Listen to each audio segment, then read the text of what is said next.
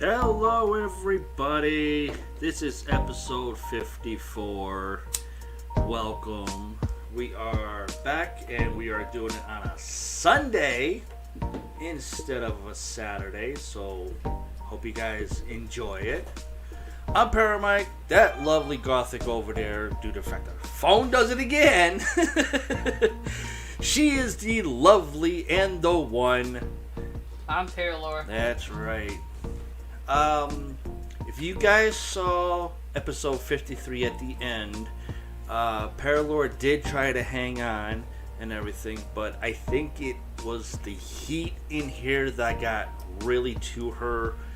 The first time she came back, she lasted 16 minutes until the second one, so I believe it was the oversized heat that we had in here from a thunderstorm we had that night.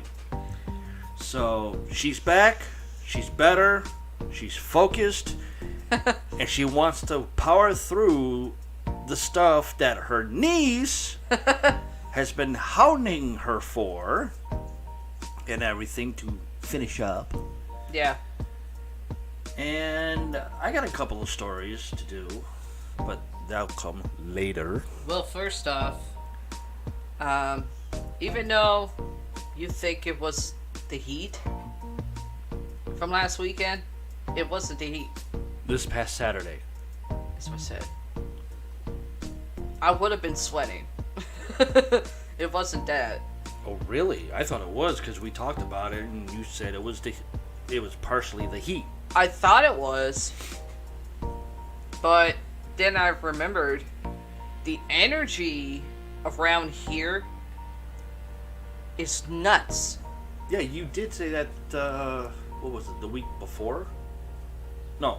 No, it was like the day before. Day before, yeah. I was out walking. Day before episode 53 came up. Yeah, I was out for a walk. Surprising I was able to, because it was fucking pissing all fucking Week. And I'm out seeing my ex-best friend drop 2 literally brand new packs of Newports. I said, thank you. Cha-ching! Save money. Was trying to keep going, but the energy I started feeling felt really off. And it's the type of energy that I don't like. So I got back at our place, and I told Paramike, yeah, we definitely need to fucking be gone next spring. The energy is building, like I know it is, but I don't like it. It's like literally, my energy is literally trying to fight with it. And sort of winning, but I'm kind of losing. Yeah. Kind of losing that. Let's see.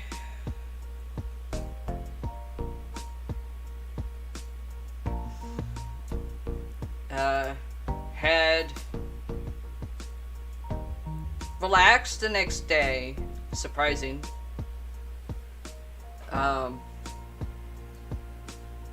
got blood work done 2 days later for my main doctor. Get told my blood cells were low.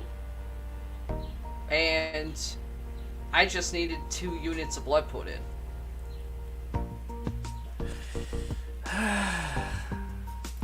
That was a fucked up ride. My back still hurts from the damn chair. So doesn't mine from their other chairs. Holy shit. It's like the chairs you don't ever want to see or sit in ever in a hospital. But yet you have to, and you sit there for like hours on end from like way early in the goddamn morning until the freaking place closes. Yeah. It's the chair from hell. 2 hours. Oh, it's only gonna be for 2 hours. No. Which No. my doctor's nurse, of course I go to her, said, I won't have to deal with this, with anything else for a little while after getting the blood put in. No less than 24 hours later, I get told I have to go that way. Yeah. I think we sat in those chairs for like 9.5 hours. Pretty much. That day. Holy shit. Who the fuck wants to sit in a chair for 9.5 hours? I can't do that. Yeah, I gotta get up and walk around. Yeah, they gave me, if you want to call food. One, don't eat the graham crackers ever at a hospital. No taste whatsoever. They taste like cardboard. The only thing good they had actually had Pepsi. Little mini baby cans that you find in stores. They did give me something, if they want to call it lunch, but I wanted to throw up the minute I started eating it. Shoot, I wanted to get a cup of coffee from the gift shop / coffee shop that they had. I go upstairs, holy shit. They got rid of it. There is no more gift shop. There is no more coffee shop intertwined. It's just like space age. Freaking condiment machine over here, drink machines, other stuff. This oversized rectangle thing that I guess was supposed to be a coffee maker, but it didn't look like one. With a screen with just a flashing button. And like, no. Then I look up above it. They have Starbucks fucking coffee! Are you kidding me? Get that shit the fuck out of the hospitals. He doesn't like Starbucks. Fucking nasty shit. Honestly. That's all Starbucks coffee is. Nasty shit. You wanna drink something that's nasty and get fueled for the entire day? Fucking drinking your own motor oil out of your vehicle that's like 50,000 years old. That'll keep you going. God, Well, at least they gave you coffee, though. Yeah. And the best part is, it wasn't Starbucks. It was actually Maxwell House. Paramike had to leave for a little bit because it was supposed to rain. So he left to close the windows. I go, please come back with a Pepsi. And please come back with some fucking type of chips that have fucking flavor. Yeah. I get back here. I shut the 2 windows in the studio. On the other side of the wall, I had to go shut the other window, which is facing that direction. And her black cat goes, meow, meow. I'm like, dude, mommy's over that direction. What do you want me to do? Meow, meow. Her cat was just fucking yelling at me left and right, and I couldn't even get one sentence finished. I said, look, I'm like, you better shut up. I'm going to knock your teeth out. He said, your mommy's over that way. But another hour and a half, I'll be bringing her home.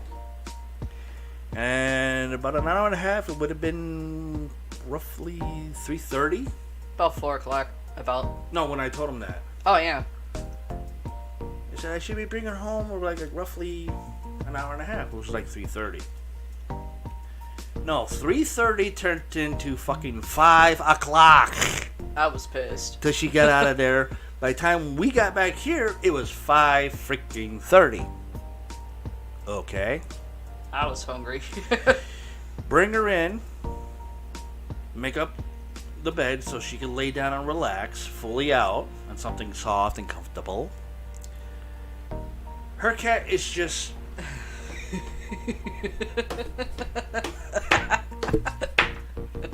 I'm like, okay. I say, see, I told you I'd bring your mommy home.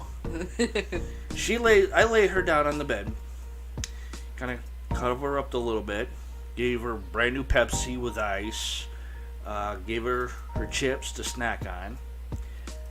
I laid down for maybe, 16 minutes? Just to rest my lower back. I don't know. Then I said, hey, oh shit, I have to get up. I gotta go back to the store. Her cat is just still between us, just... I'm like, what the hell are you doing? Is that your happy dance for mommy being home from the hospital? Now! Okay. Get redressed, grab everything I need, go to the store, get what I need there, come back here, and he's all sprawled out on my side of the bed where I couldn't lay back down. I'm like, you son of a bitch. And he just has one paw like this above his head on his mommy's stomach. Like, she ain't going nowhere. If I had my video camera working, I would have video recorded that whole damn thing while I was gone. And then just play it just so you guys can see her cat just like this, paw on her stomach like this, and I swear, Fangs popping out. Yeah. Like, Then the next fucking day, I get a call from where Paramount goes. Yeah, the next day I went to the cancer center. I was hesitant to do it. I was going to call and have it rescheduled, but I said no because it's important for me. Thank goodness she stayed asleep until I got home. I got home with some items that we couldn't get before that I got from Giant Eagle. I get home, I'm sweating my balls off. It was hot as hell out there. Go in, put the stuff in the kitchen, go into the bedroom, wake her up. Holy Sorry. shit, she took a swipe at me. Thank Sorry. God my reflexes were up and I went, yikes! You forgot. Due to the fact that I was freaking overtired because I was up all day Wednesday morning, all through Wednesday night into Thursday morning to where I had to wake her up and we had to get going. So exhausted, so out of it. Good thing my reflexes were strong enough to miss the flying fist, backhand. Sorry. And she's like, what? It's like, I need your help. I'm about to drop and I can't put the groceries away. I jumped off the bed. Off the bed, in the kitchen, gripped up the bags, saying, ooh, honey, yes dear, why are there 2 salad dressings here? I only asked for 1. 2 for $4 on sale. In the cabinet. Broccoli florets. Better than regular broccoli, to be honest. 2 more things again? What the fuck? On sale, 2 for $4. In the fridge. Bang! There goes the fridge door. Okay. What else did I get? Oh. She opens up the last bag. She pulls out 2 2-liters. Mountain Dew Code Red in 2 liters. Yeah. Now, this is kind of strange due to the fact that this is a supermarket and they have like 20 ounces, 16 ounces, cans, little baby bottles, and 2-liter bottles, and freaking either cubes or long cases of canned sodas. What she wrote down on a food list was Mountain Dew Code Red, Cans. and in parentheses, cans. Yeah, because we saw it at Walmart. We saw it at Walmart. I didn't know. What is wrong with certain companies and grocery stores not having basically what's in a 2-liter into cans? If you have Mountain Dew Watermelon, Mountain Dew Strawberry Kiwi, Mountain Dew Orange, Mountain Dew Volt, or whatever type of Mountain Dew that Mountain Dew comes up with for a drink, they come up with 2 liters or 20 ounces in little cans, little tiny cans about like that big. But you can't do it for Code Red. So I came home with 2 bottles, 2 for $4. Was it 2 for $4 I said, or was it 2 for 6? Yeah, 2 for $4. And I'm like looking and I'm like, well, she's gonna have to deal with this due to the fact it's not cans. It's fine. And I'm probably going to deal with the fucking wrath after this. No, I was fine with it.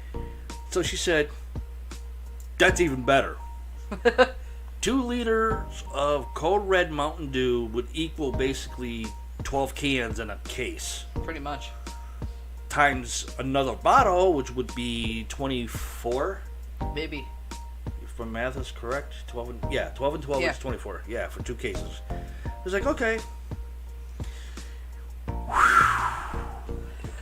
I was even sweating even more because she asked for cans, not 2-liter bottles. So I'm like, oh crap. Well, when I first... But thank God I got away with it. Well, when I first saw the Code Red, it was at Walmart. And I didn't know if the grocery store up this end had them in a 2-liter. I just saw, oh, they got cans. Walmart has the cans, but not the bottles. Mm-hmm. Haven't even woken up yet. The phone rings, and he's seeing it's the place where he just left. They thought he thought it was a reminder for another thing he has to do for next month for them. Yeah, and I just left them like an hour and a half ago, Friday, because I had to be there for 2 o'clock. Get there, get my power port flushed and everything. Of course, I had a newbie, which was okay.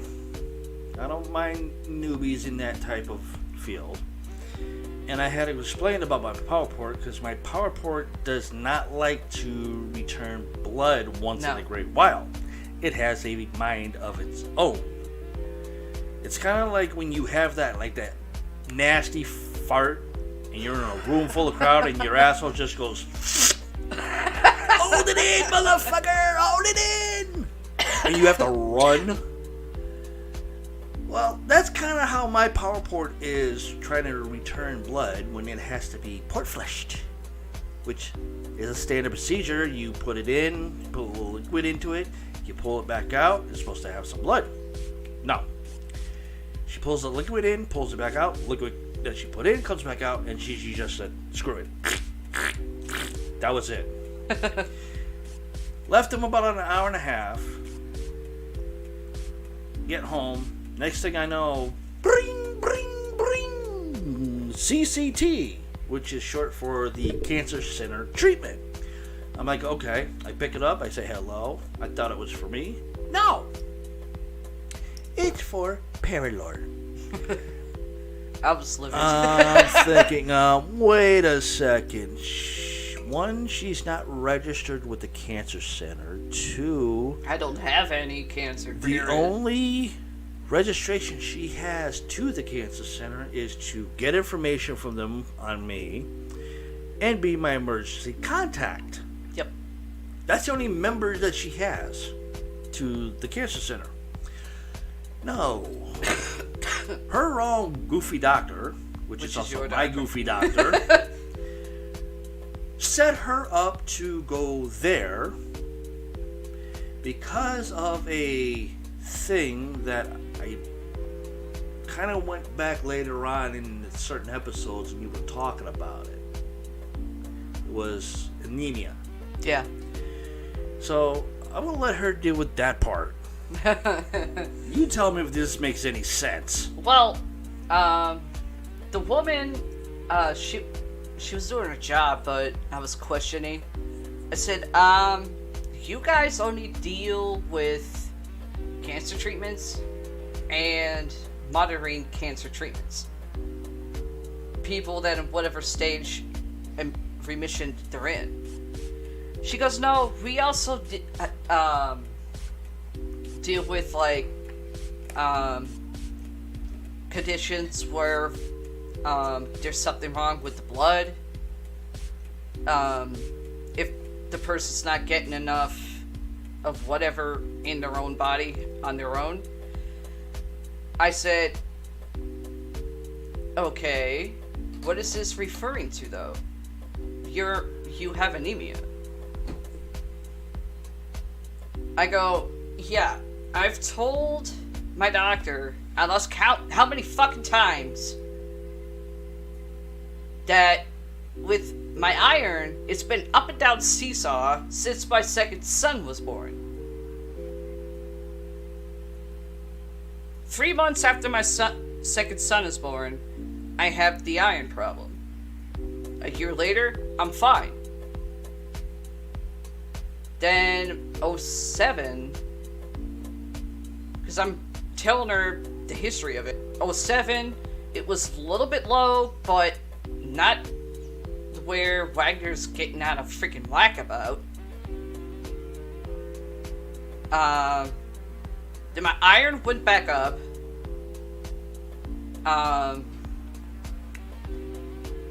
Didn't have a problem with the iron after that. Moved down here. Iron's still fine. Now, for 2 fucking years, since Shit Sandwich hit, my iron's low again? I saw him like 4 months ago. He said my iron was actually a bit better. And I didn't have to worry about the iron pills anymore. Well, he kind of looked at me dumbfounded, because even Paramike's like, I can't believe you told him that. I said, I stopped taking the iron pills because they make me sick. I've had that problem since 07 with iron pills. I was always told eat more red meat. Or more stuff with iron in it.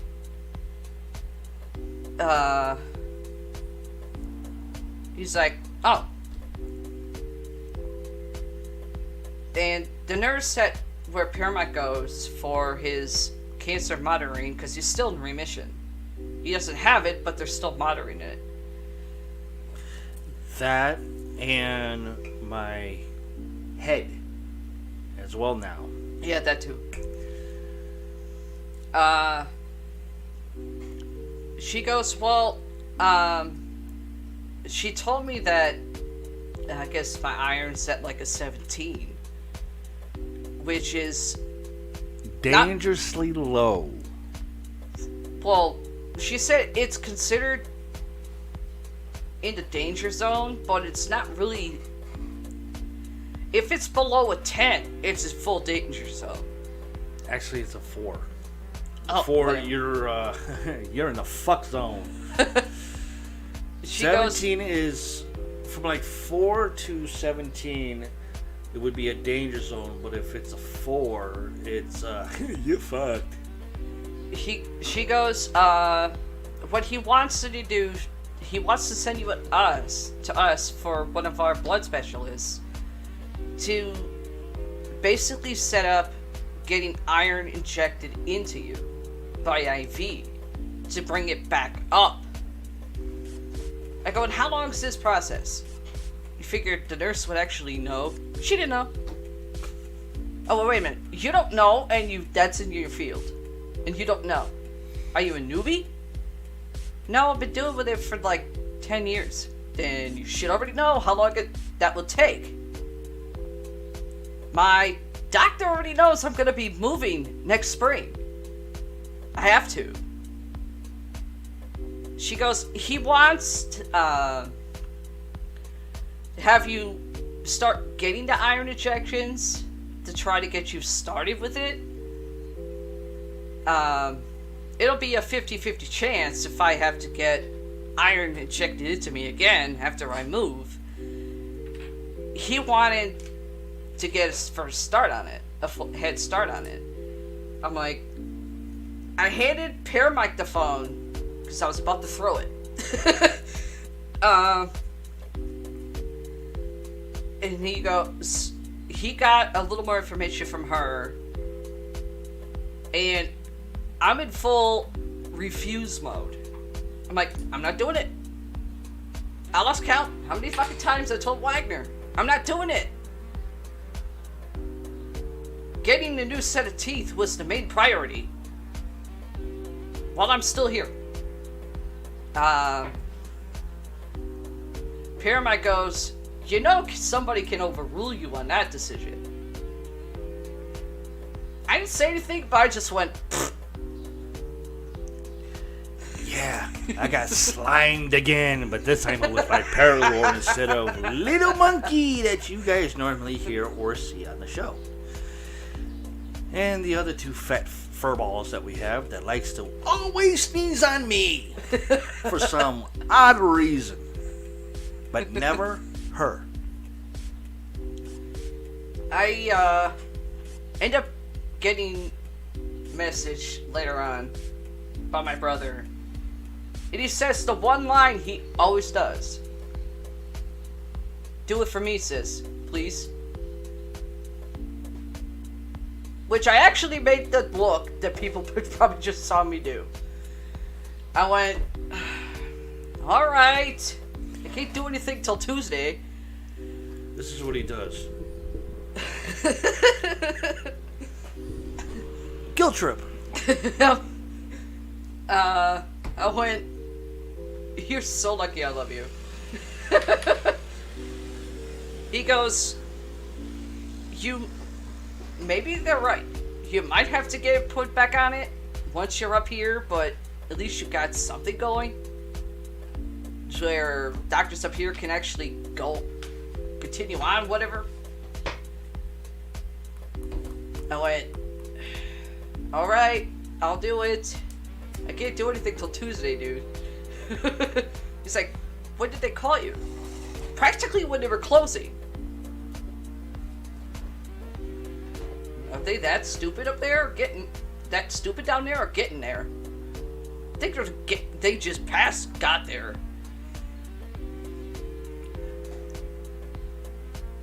Now, I know the cancer center, and I've been with them for, since 2016.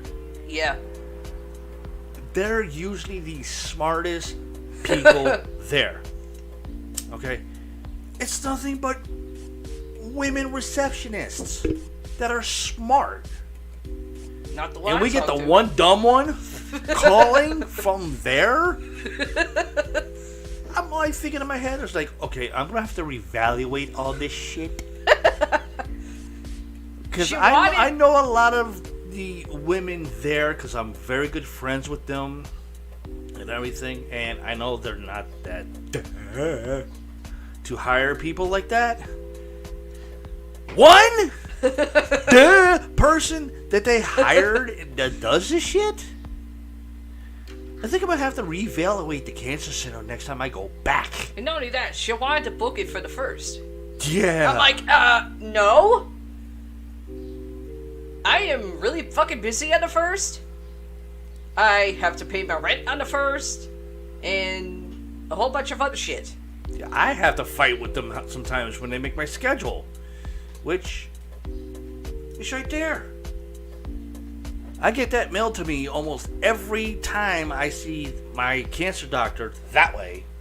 And I keep telling them, do not book me on a first. If it's a Monday, Tuesday, Wednesday, Thursday, Friday. If the first falls on like a Saturday or a Sunday, do not book me on that last Friday of the month. No.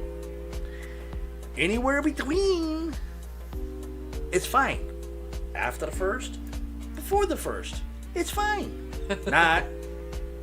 Well, the only good thing is she said, well, give us a call back Tuesday, and we can get you scheduled for after the first.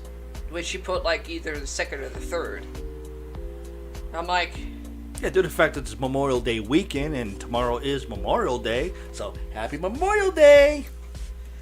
I'm like, and later that night, I'm trying to fall asleep. Okay, I know I just put your ass on mute.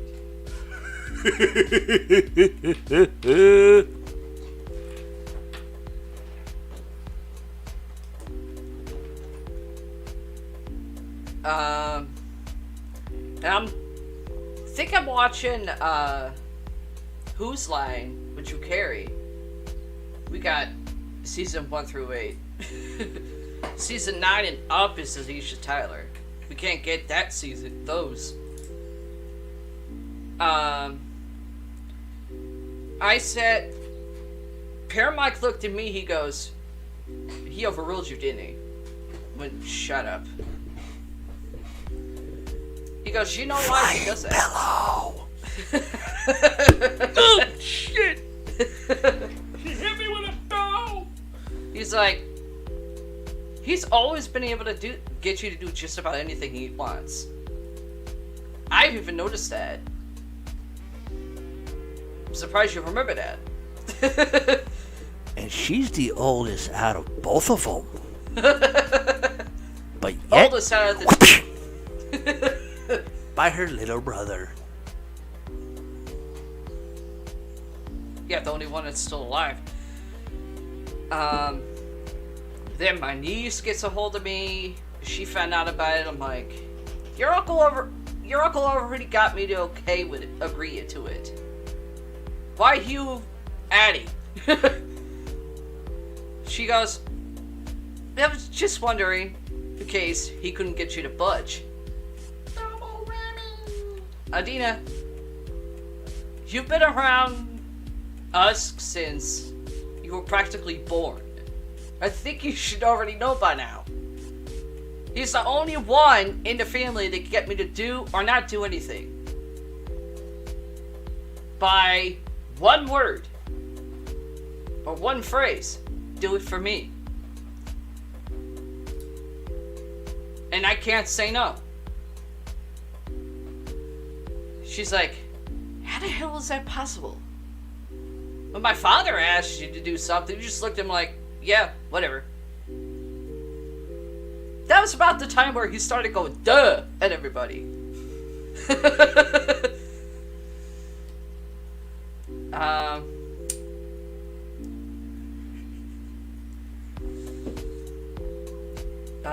She's like, she sounded like she was like really tired. I went, where are you?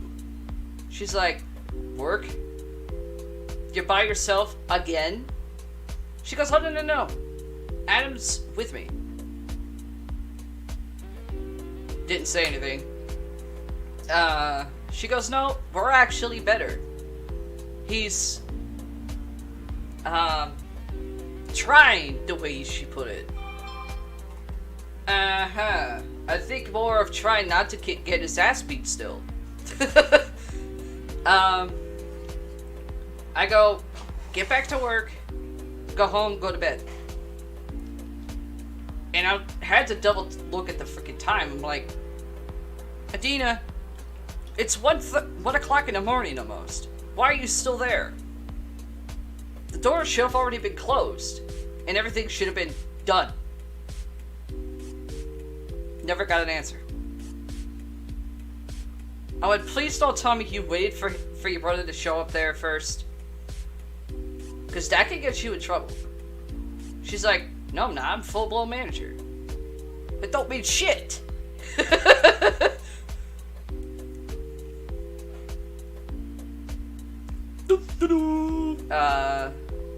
She gets off the phone, then just falling asleep. 1:30 in the morning, my son calls me. Which I kind of knew something was wrong just by the way he called me at the time. I went, "What's wrong? Why are you still up at 1:30 in the morning? And why are you calling me?" He goes, "I really want to fucking go crazy. Look where you're living. Just that alone will drive somebody crazy." He's started saying a whole bunch of stuff. I mean, he's not with his fiance anymore, but he's dating his first girlfriend. I don't know her. But I'm like... Then he starts spouting, "Oh, we're gonna get a place together with Autumn and her boyfriend, new boyfriend." I'm like, "David, that is not gonna work. Two exes living in the same fucking place. Sooner or later, shit's gonna go down, and you're gonna be back to square one. I gave you the option. You don't want to take it." He goes, "Why can't you get my career up there?" How do you fucking know if you don't fucking try? Didn't get an answer. I see you're still kind of following in your Uncle Alex's footsteps.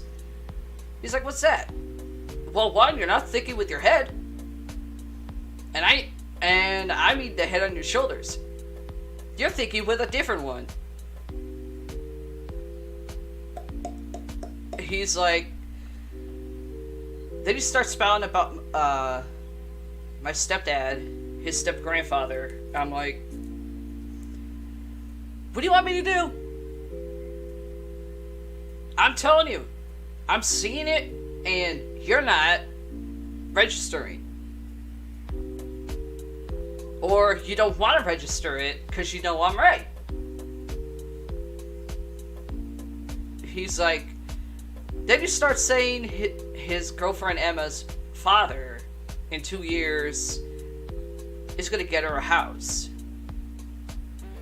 Well, I'm like, uh-huh. And I got $6.66 billion. And I'm just living this lifestyle for the hell of it.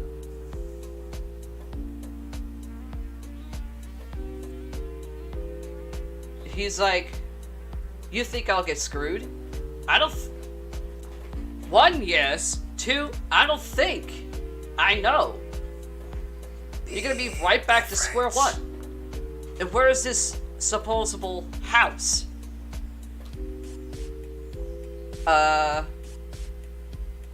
In Connecticut. Where in Connecticut? Connecticut's a bit of a big state. Enfield.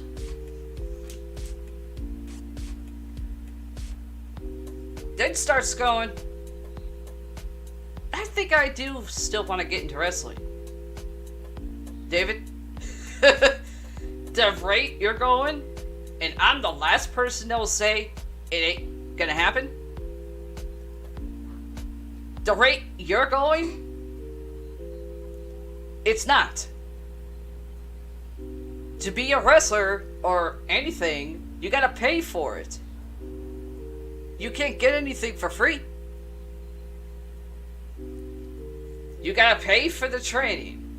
Or go to wrestling school and pay that. Then, you gotta prove it. Even if they did hire you, you have to prove it to them. And trust me, the way I call Alcatraz, WE, all they're gonna do is take one look at you.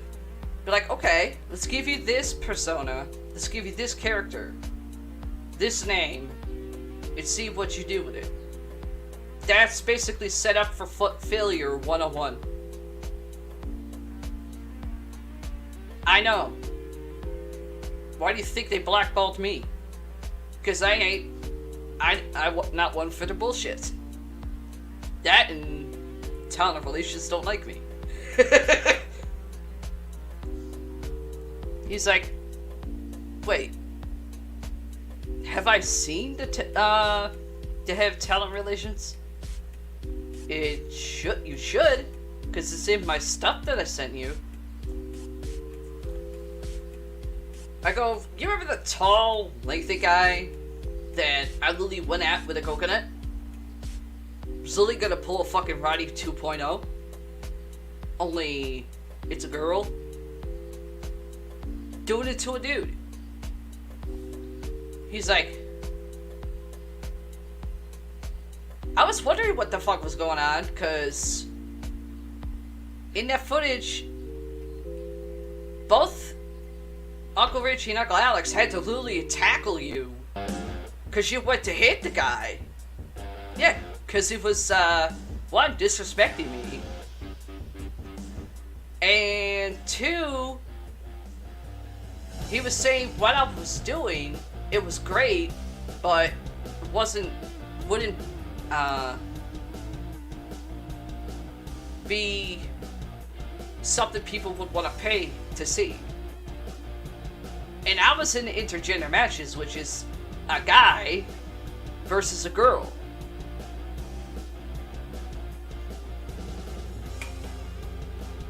He's like, who was that older guy that had the big ass ring on his finger? Was he kind of short? Wore a leather jacket? Yeah, guess what? That was Roddy Piper. He even stood up for me, and he didn't know me. He's seen the bullshit, he knows the politics.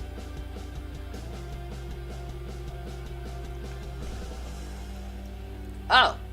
I go, so, yeah, if you wanted to, you'd probably maybe do better at AEW, because they are doing a hell of a lot better than Alcatraz. Alcatraz ain't selling sold out shows anymore, because they jacked the fucking price on the tickets.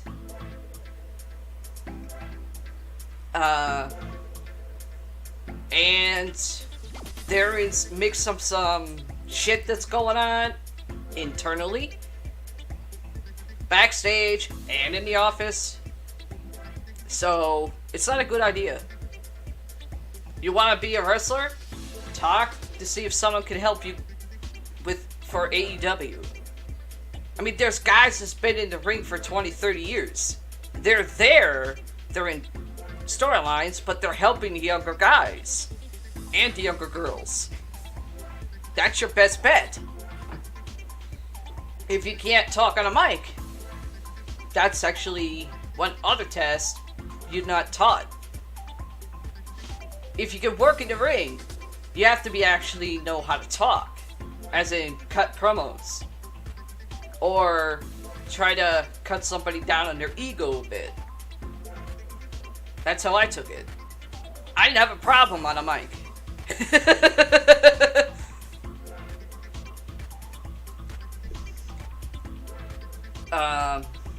You start saying something else, and I told him what was going on with me.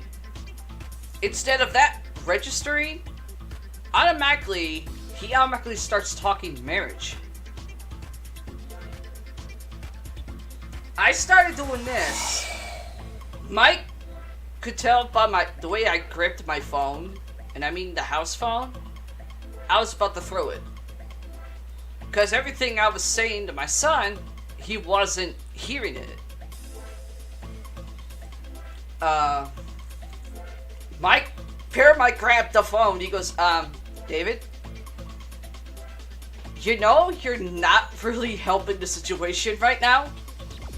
You're making her more stressed out?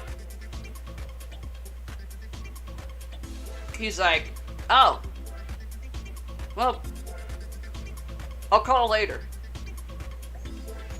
doesn't register what Mike said to him either.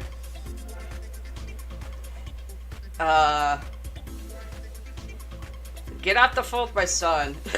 He goes, wow. And I thought Alex was bad. Yeah, I wouldn't go that far. He's like, you want me to do it? No. My brother does not need to know this shit. He's already worried as enough about me. Specifically because he can't get to me. Or come to me. He's like, yeah, but he hears about this. I'm pretty sure he's really gonna give Davey something to think about. Yeah, last thing I need to find out is Richie taking a few days off of work, going to acid shits, just to meet up with my son and beat his ass. That's the last thing I need.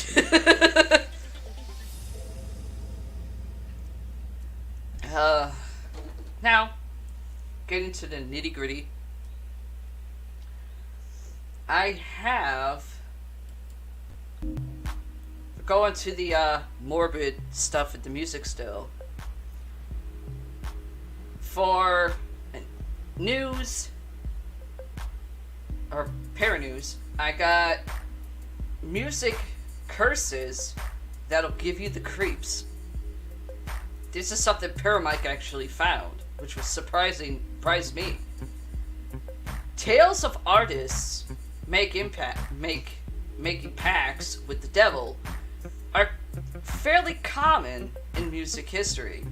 After all, who needs a soul when you have success, right? Of course, these artists then suffer the consequences of striking a deal with Lucifer. But there's more to music curses than devilish bargains. Some bands and musicians just seem to be cursed for no apparent reason, while others have written songs that you're better off not listening to. And we're not talking about it as a matter of taste. Let's see. Oh, wrong one.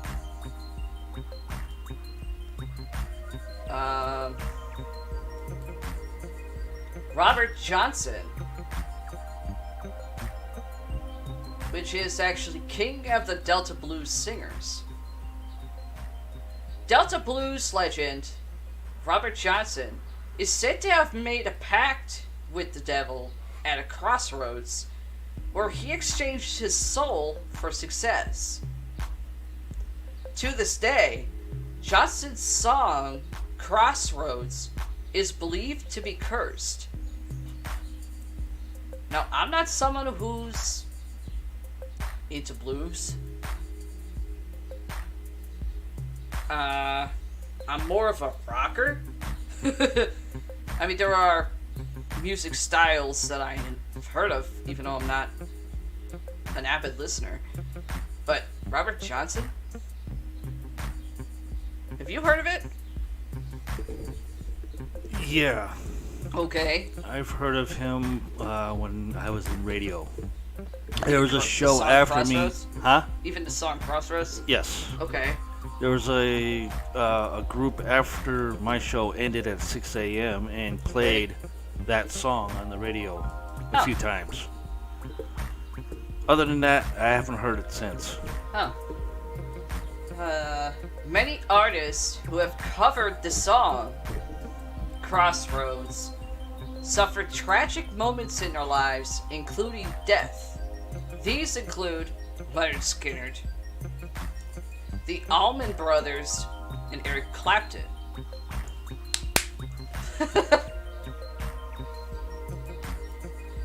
Led Zeppelin. I beg your pardon?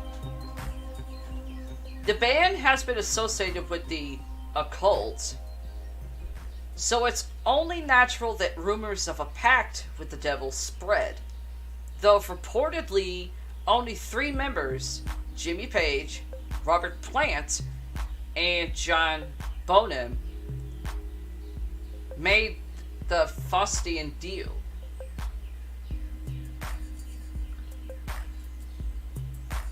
All three bandmates suffered tragic consequences, with Plant suffering a horrible car crash and later losing his son, to Bonham choking to death, ew, and Plant nearly succumbing to his excesses, in other words, drugs, alcohol. Bassist John Paul Jones seems to have made the right decision by staying out of it. It doesn't say what songs they're talking about, unless it's 3 members. I've heard of Led Zeppelin. Probably the 3 members. Okay. Because there's no songs that I know that would have any type of evil meaning behind it or in it. Gloomy Sunday. Hungarian pianist, and composer. Such a beautiful pianist. Rezau Seres, I don't know if I butchered that, but that's how it's spelled, wrote the infamous song Gloomy Sunday, which has been linked to a number of people who have taken their lives, leading it to be banned in Hungary. Okay. The song was covered by Billie Holiday and later banned in the US. Gloomy Sunday was also banned by the BBC in UK until 2002. Wow! That's gotta be bad. The 27 Club, possibly one of the most famous curses in the music biz. For some strange and mysterious reason, many famous artists have died at the age of 27.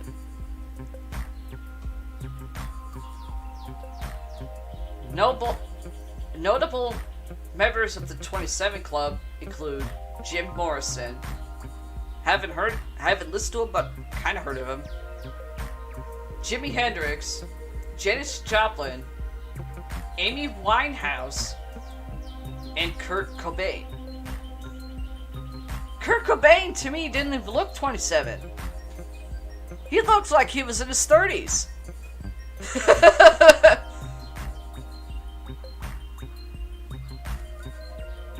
Or is it just me?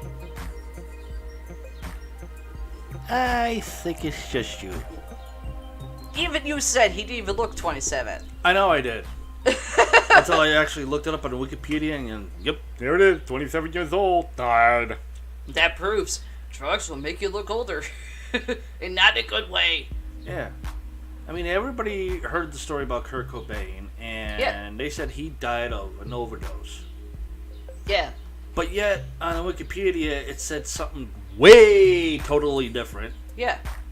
That's not even true. No. That's why I keep telling you, don't look into Wikipedia quite a few things, because people can change shit. It's not protected. Yeah, and the Wikipedia said it was, he shot himself. Yeah. He died from a fucking overdose. Died of an overdose. Which the news has seriously put out. An autopsy person even said, yeah, he fucking died of an overdose. Conspiracy theorists, probably. White lighter curse. You bastards die. White lighter curse. Legend has it that some of the members of the 27 Club were found with a white lighter on them when they passed. Though this is highly unlikely, as white disposable lighters weren't available when Hendrix, Joplin, and Morrison died. The only person that had a white lighter was Cobain,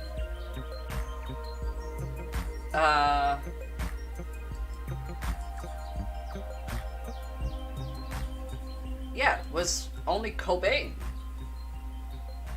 And Amy Winehouse. There's only two with a wet lighter. I don't like the color white anyway.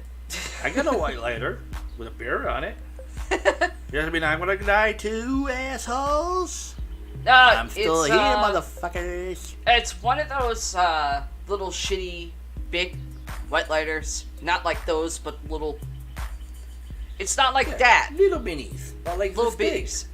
Like this Before you started getting designs put all over them. Well, if I take the sticker off of this, it's still a white lighter. I know. So it's just the son or daughter to this big Bic. Fleetwood Mac's guitarists. Founding guitarist Peter Green, on the left of the photo I'm looking at, left the band due to mental health issues. Then, slide guitarist Jerry Spencer left shortly after.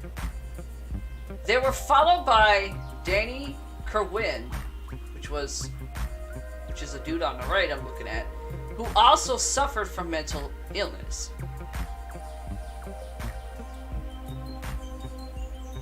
Guitarist Bob Weston, which is a picture I'm looking at on the left of the photo, died from an aneurysm in 2012. And later that year, guitarist Bob Welsh, which is someone I'm looking at on the right, ended his life. So, who wants to audition to be the band's next guitarist? Nope!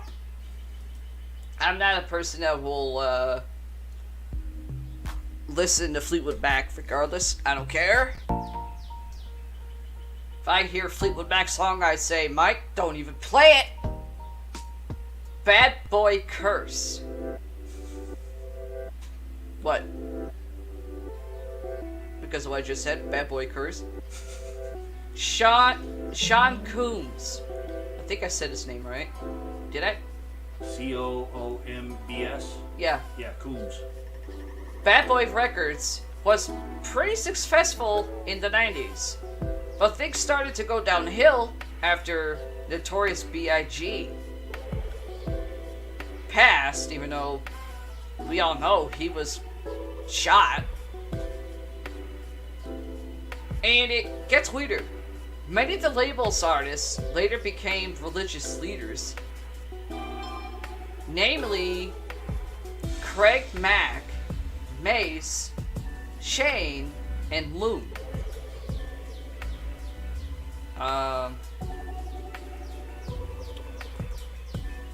That's it? Wait a minute, what's the Tupac with him? Yeah. That's what I thought. Tupac was with B.I.G. when they were both killed. Wait. There was a documentary that I actually read. It was online. B.I.G. was shot and killed first. Right. Then, I don't know, a few months later, Tupac was shot and killed.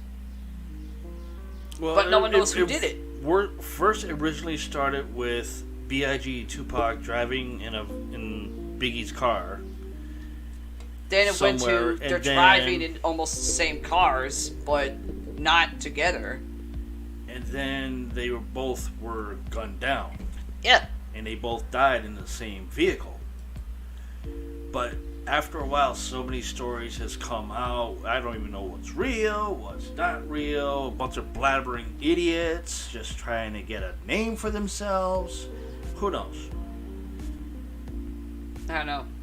And then years later, it says, "Oh, Tupac's still alive. He's still making fucking music videos and CDs and shit."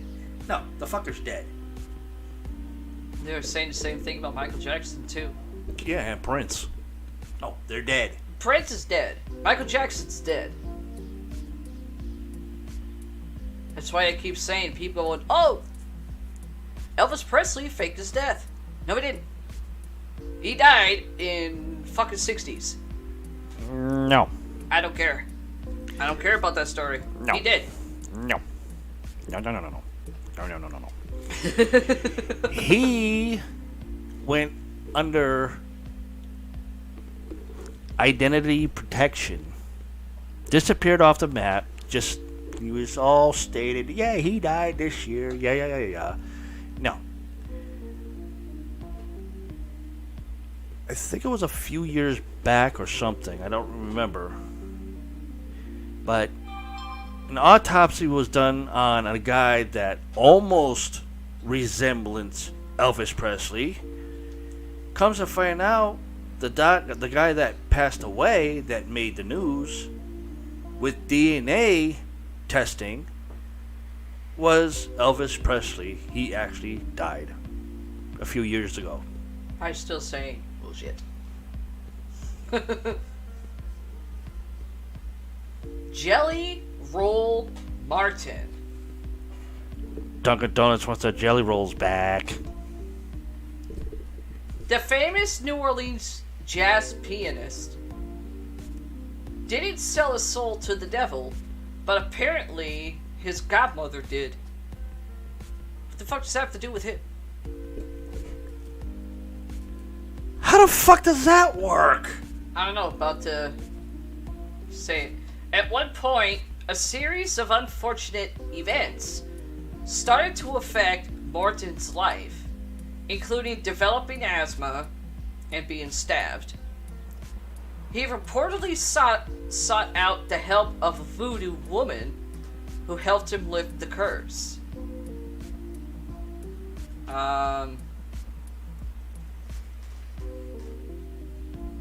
Yeah, I got nothing.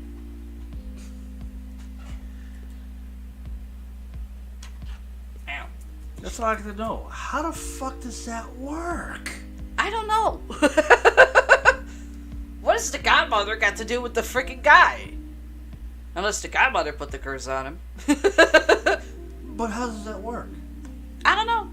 Isn't usually the person supposed to put a curse on themselves? Not necessarily. Or somebody that is like a stranger to them and they were evil to them and you could put a curse on them? I understand that. But a godmother putting a curse on your own blood? I don't know. How the hell does that work? I have no idea. The day the music died, February 3rd, 1959, is known as the day the music died. On this day, musicians Buddy Holly, Richie Valens, not the spelling that my brother is, a different spelling, and the Big Dopper J.P. Richardson were killed in a plane crash. Things never really worked out since then. Singer Ronnie Smith, not pictured, shocking, who was hired to replace Holly on the Winter Dance Party tour, suffered major mental health issues, ending his life a few years later. Now, this would actually go back to what you asked me about Ronnie Smith, that you've just found like a few hours ago, asking if I heard of him. No, that was Ronnie Hawkins. Oh, Hawkins. Different person. John Lennon and the number 9. The number 9 seems to be omnipresent throughout Lennon's life. He was born October 9th, 1940. He was a Libra. The Beatles were discovered on November 9th, 1961. And they played The Ed Sullivan Show on February 9th, 1964. Not to mention that he met Yoko Ono on November 9th, 1966. But unfortunately, the number is not just linked to positive events in John Lennon's life. The Beatles broke up after 9 years, and although Lennon died on December 8th, 1980, the year before I was born, it was 4 a.m. in the UK, so it was December 9th, already in his hometown of Liverpool.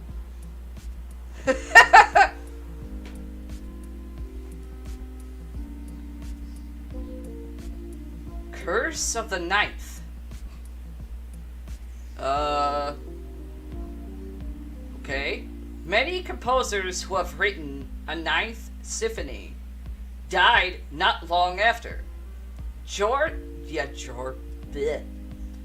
German composer Ludwig van Beethoven is one of the curse's famous victims.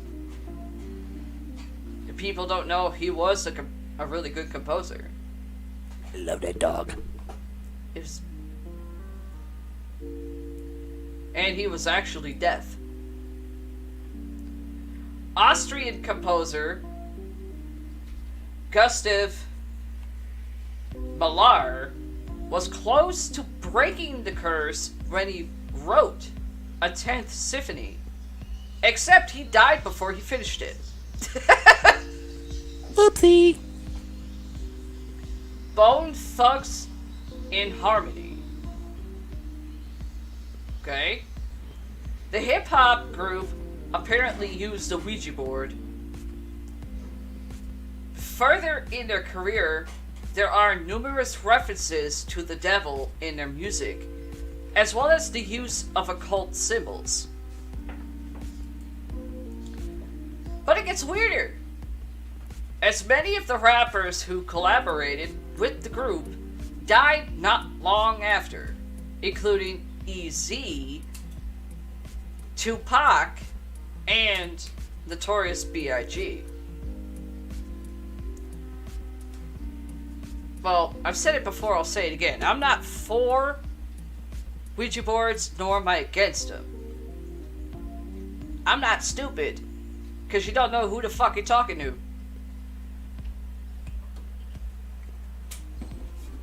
Apparently, they probably thought the Ouija board would bring them success. Kinda did, but kinda fucked them.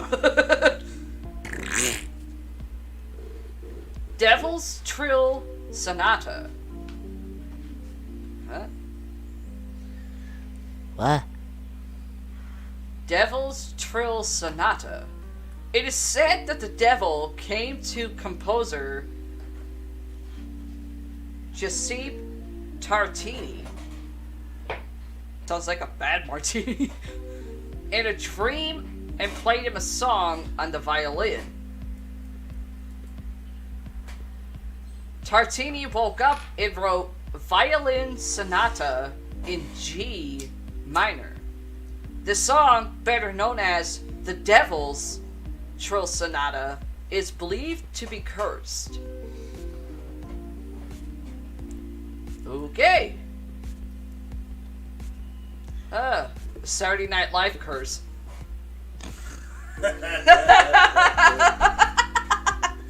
I've heard of this on and off, so I don't know.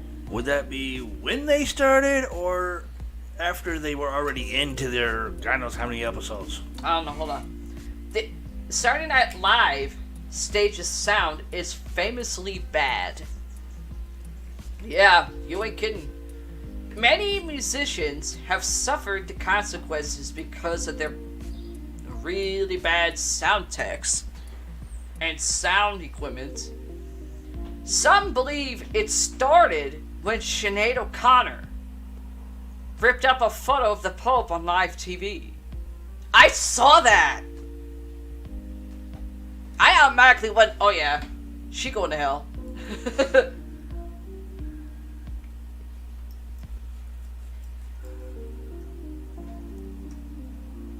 Doesn't really say anything else on that. I don't know. Possibly, but I don't know. What do you think? I mean, to this day, I still don't really know how to explain that? I wouldn't even know how to explain that myself. Due to the fact I didn't see that skit. I saw that episode. I didn't see that skit or episode. I forget what season they were, but Adam Sandler was still with Saturday Night Live. I'm trying to think. Adam Sandler was still on there. Chris Farley was still on there. That was before Farley died, I think. Mike Myers was still there. Chris Rock was still there. I'm trying to think.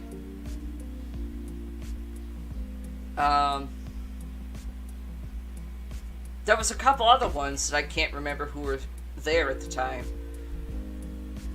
But the four that I mentioned, they were still with Saturday Night Live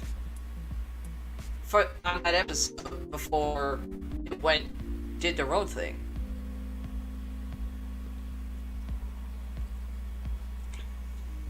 Which I believe was a couple years before Mike Myers started doing Austin Powers.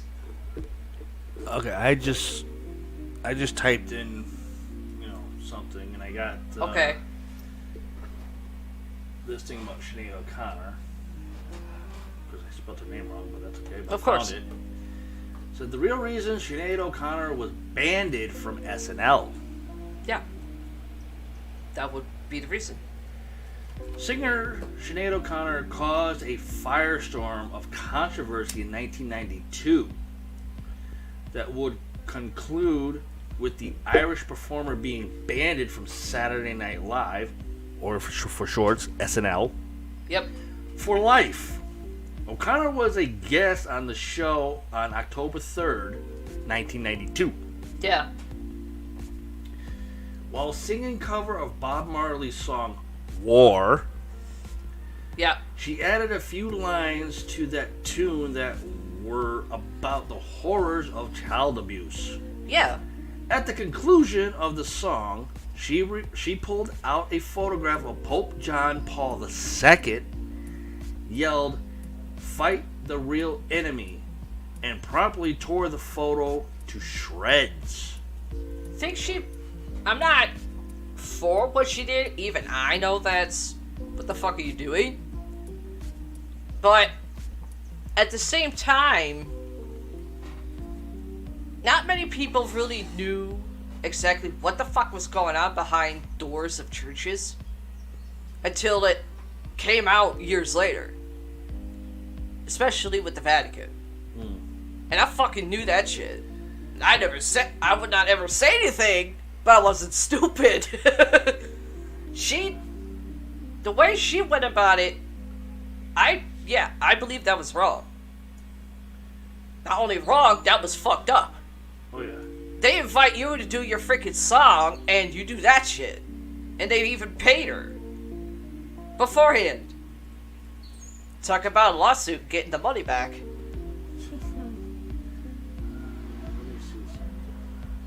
To this day, she doesn't think she did something wrong. She thinks she was trying to prove about the abuse that was going on to kids because of... Yeah. I'm not getting into that. I got my own religion, thank you. But even I wouldn't be doing that. I mean, yeah, there might have been a couple of times I did it in the ring, but that was for my persona. And even, I can to this day actually say, even a certain bishop that we know, even admitted, yeah, that does happen. And it's disgusting. But yet, he decides to marry a freaking cunt that was against that, but she wasn't against something that's called exploitation. She wasn't against that. which I think is still wrong, is also wrong. But anyway, moving on. Best New Artist Grammy. There's a Grammy award that's cursed? What the hell? Many artists had their careers go downhill after winning this Grammy. Examples include Milli Vanilli. I mean, come on. The first time I ever saw Milli Vanilli music video, I even knew they were lip syncing. I didn't know what lip syncing was back then. And I was a little kid. I'm like, they're not singing.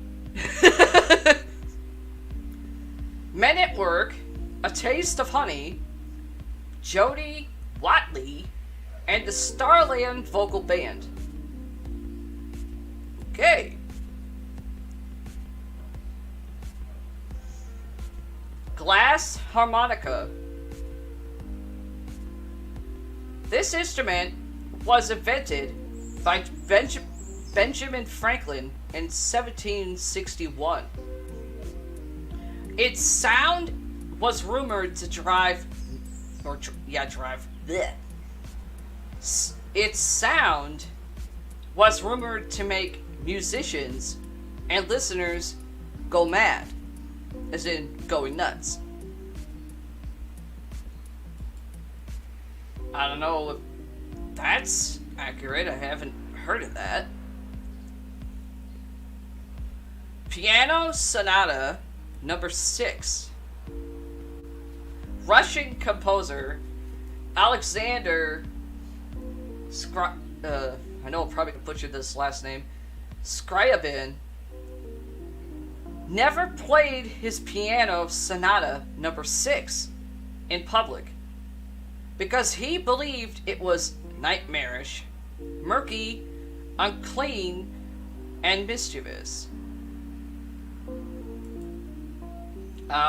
Okay. If you compose a song yourself, you compose a song and you would not play it in public because you believed it was the 4 things I just mentioned, then why the fuck did you write it? It makes no sense. Compose or write a song that you go to, but you don't play it, even though you wrote the damn thing.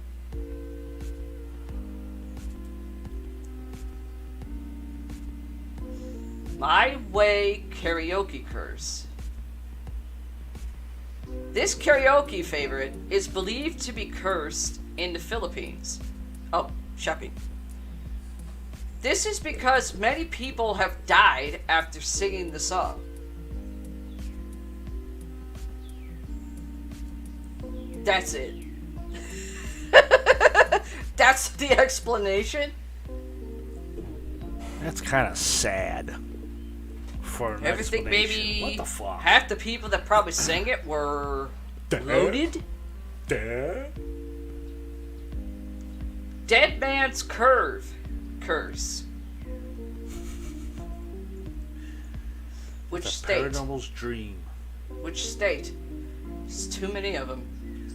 Jan and Dean's 1964 song, Dead Man's Curve, almost predicted Jan's future, as 2 years later, he crashed his car in that same curve somewhere in LA. Okay, so obviously this Dead Man's Curve is in Los Angeles somewhere. Huh. I just put that in there. I said, what state is Dead Man Curve in? Yeah. And the first thing that popped up was Ohio. Yeah, like I said, there's a lot of them.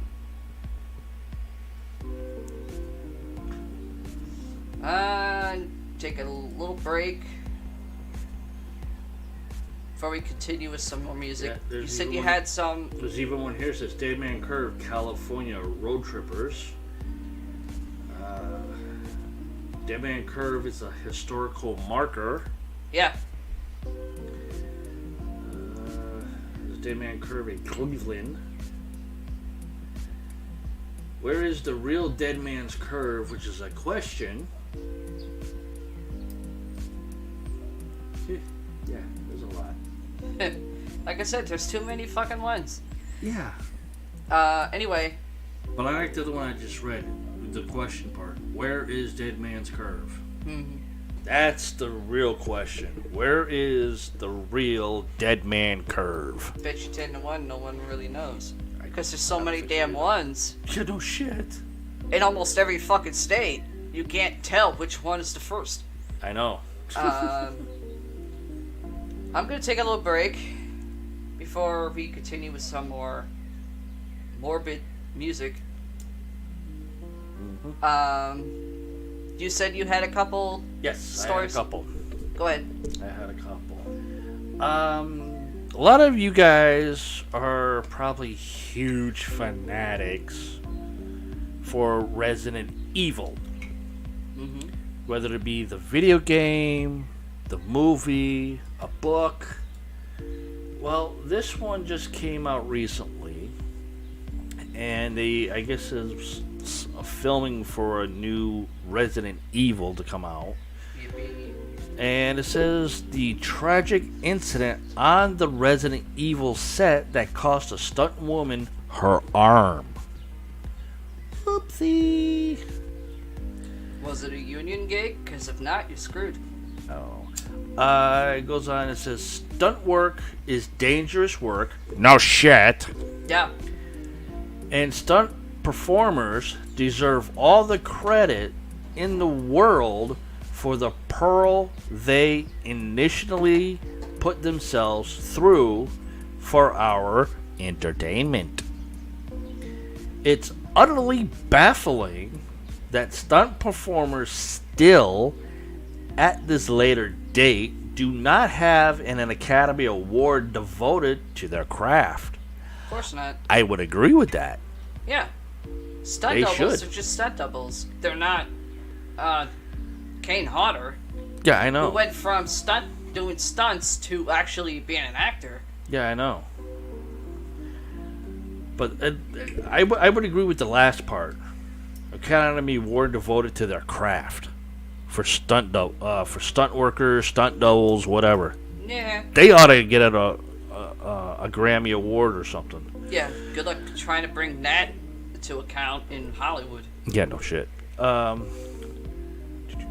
Stunt performers fight are hoisted by cables. Sorry. Yeah.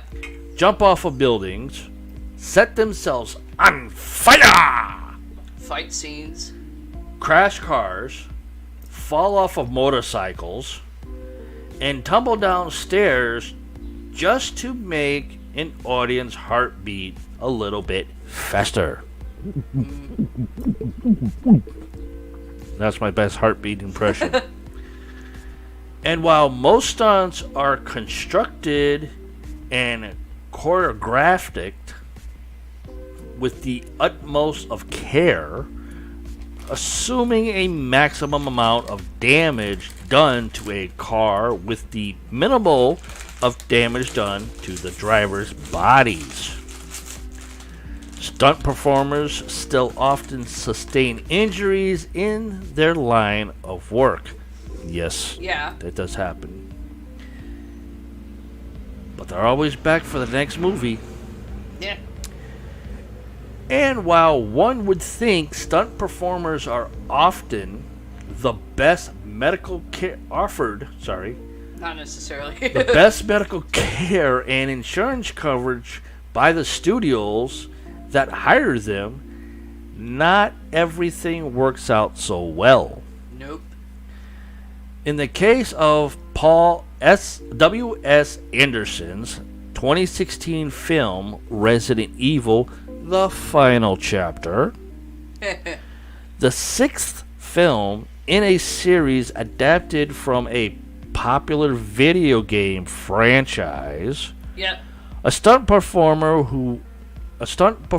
was not only grievously injured, but had a great deal of trouble being supported by the production while she was in the hospital. No, duh. The stunt performer in question is Olivia Jackson, and thanks to a poorly timed camera movement, ended up crashing a motorcycle, injuring her face and slicing the bone in her left arm. She would ultimately require an amputation.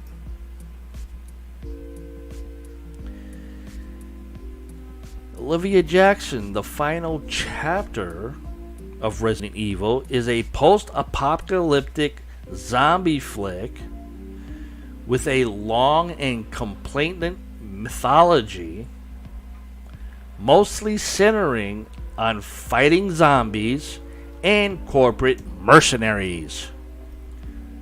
Kind of like what we have here today. Jackson, a stunt performer from South Africa, served as the double for I don't want to say this person's name because I'll probably get something thrown at me. Please don't. But her character was named Alice. Oh god, I want to get something thrown at me now. No.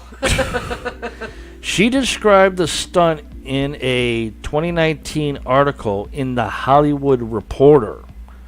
On the date in question, Jackson had been assigned a fight scene, but was asked to change stunts at the last minute, performing what she described as a dangerous and technical complex motorcycle scene in adverse weather. The stunt involved Jackson riding a motorcycle at top speed directly at a camera attached to a crane. The camera was meant to lift out of the way just as Jackson zoomed by. What do you think happened? It didn't move. She hit that motherfucker hard. Jackson collided head on with the camera. Her injuries were severe according to a complaint Jackson's collision saw the camera slicing through the bone of her forearm and tearing the flesh off her cheek, leaving her teeth exposed, cutting her face. Ow. She also suffered several spinal fractures and some brain bleeding. Hurts my back. She was rushed to the hospital and put into a medical-induced 17-day coma wherein they amputated her left arm. Jackson's complaint also includes how she had been evidently told her that any injuries sustained while performing would be covered by the film's insurance. Now here's the kick to her missing arm. Yeah. Jackson learned later that this was a huge lie and that she was not covered by the production's liability. Uh-oh. Can you say major lawsuit? She only received $33,000 to cover hospital bills. Jackson's husband was also lied to, as when Jackson was in a coma, he was also told that the production would pay for all damages and rehabilitation. It did not happen.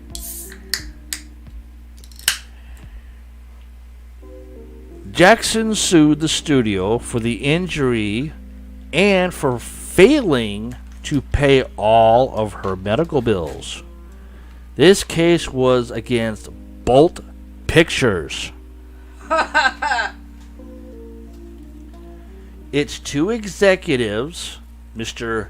Gate and Jeremy Bolt, as well as director Paul W.S. Anderson. It abruptly came out that Anderson had conspired to change the camera angle ever so slightly in between the rehearsal and the actual shooting, leading to an unexpected camera movement and causing Jackson's injuries. Jackson said her career was ruined and her planned gig on Wonder Woman had to be canceled. I believe that the Wonder Woman is the one that we've been seeing lately. Yeah. The Wonder Woman 84, I think. Yeah, Gal Gadot, I think her name is. She had already worked stunts in Avengers, Age of Ultron, and Mad Max Fury Road. Yeah. And Resident Evil was something she booked in between other gigs. In 2020, the Hollywood Reporter reported that Jackson had won her case in South African court. The final chapter was shot in Cape Town. Yep. And was paid an undisclosed amount in damages. The case in America court had been dismissed the previous November. So I like that. A South African court gives her the win. Yeah. But our dumbass courts here that doesn't know a goddamn thing says, hey, guess what? Fuck you. Because they're fucking paid. They're paid off by the fucking Hollywood dicks. Jackson was not the only accident victim on the set of the final chapter either. The film's set was also the site of an additional incident which took the life of Ricardo Cornelius, Yeah, I heard of that. one of the film's crew. In that incident, an Army-issued Hummer tipped over and fell on Ricardo, crushing him. He was rushed to the hospital where he died. It was an accident. Ricardo's widow has said that the production adequately discussed compensation, but were frustratingly coy when it came to the circumstances of her husband's accident. Not only that, Moolah, they didn't want to fuck up the money. The Resident Evil franchise would continue with the reboot Resident Evil Welcome to Raccoon City. Oh yeah, stop for even that. Anderson would go on to direct the 2020 video game adaptation Monster Hunter. Yeah. Stunt performers still don't get the credit and the compensation they deserved. Yeah, they don't. Neither do actors. Unless you fucked whoever is behind everything just to get up there. Milla. You know, in a lot of ways, I'm surprised that the South African court didn't decide on her behalf to sue or really come down on the American courts for their fuck up because of that. Oh. I mean, she's from South Africa. Yeah. She's an African native, and they filmed that down there with her. But yet, a lot of the other parts of the movie was filmed here. They don't care. Do you think you? It just shows you how far the justice system is falling here in America instead of other places. Oh, it's been falling everywhere. Everywhere around here. Dirty bastards.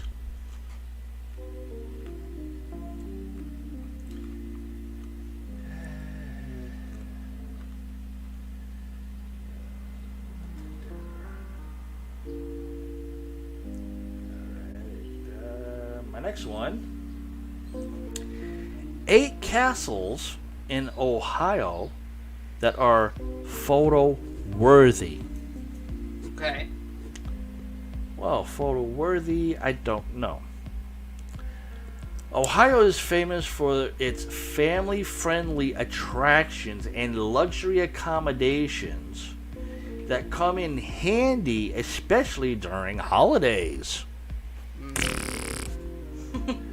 Among the most rewarding yet underutilized tourist destinations are Ohio's collections of gorgeous historical castles. These castles offer diverse, fun activities for families, individuals, and groups looking to experience a medieval age lifestyle. Ooh, lifestyle. Photographers who love vintage themed photos often include some of these castles in their galleries. I was about to say, it's not working again? Now it is. Okay. I can't even pronounce this castle's name. Squire''S.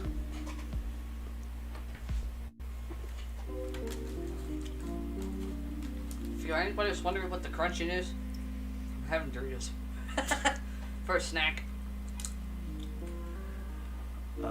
This castle is located in Roughby Hills. I don't know why they would highlight the word Will and then everything else is just normal. It's Willoughby Hills in Cleveland, in northeast Ohio. Although it was once intended to be a gatehouse in the 1890s, the castle's main building was never erected. Yeah. Really? You gotta put a penis joke in it? The building had been badly vandalized over the ages. That's when you shoot the motherfuckers. Making it just another freely explored ruin. However, it became a landmark of the North Charging Reservation, NCR for short. After its renovation, and it's now open to the public for exploration. The castle is a Bonny, that's Bonny, gateway for guests looking to take therapeutic walks down its trailhead. Photographers can go hiking around the NCR as they capture images of different bird species. And additionally, sports lovers can participate in a game of, can you guess? Catch the flag. No. Try again.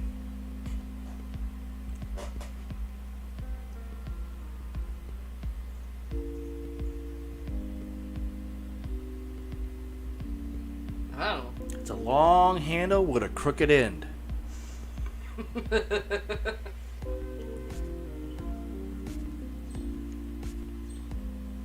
And George Carlin said it on his comedy show. Which one? I believe it was the one where he was wearing a green sweater or something, or a blue sweater. It was one of those two.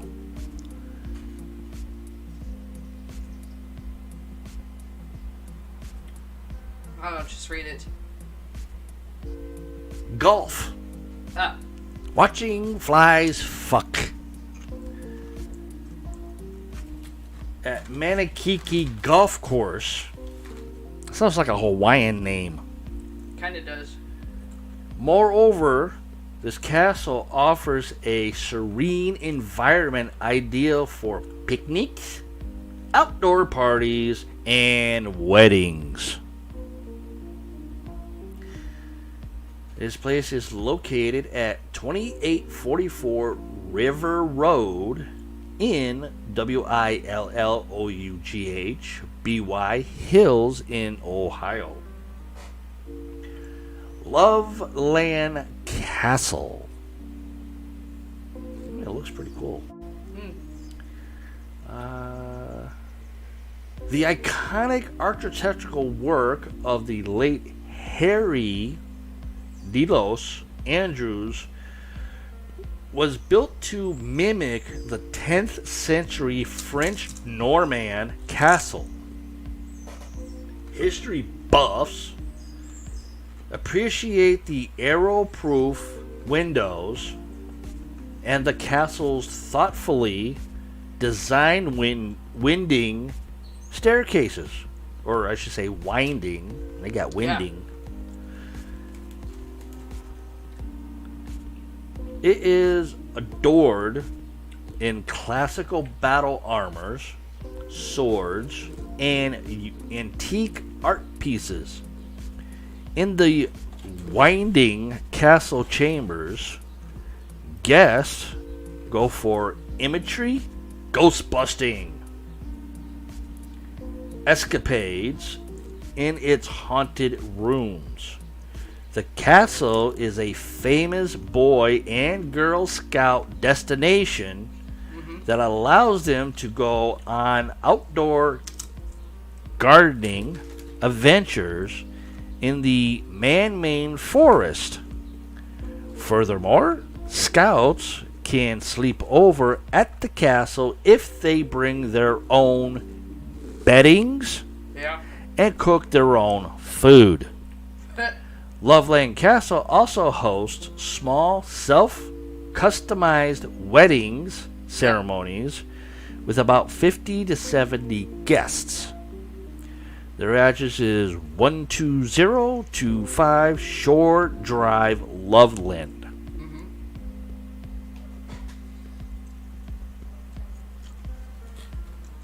The one that gets me is the ghost busting one. Yeah, but supposedly haunted.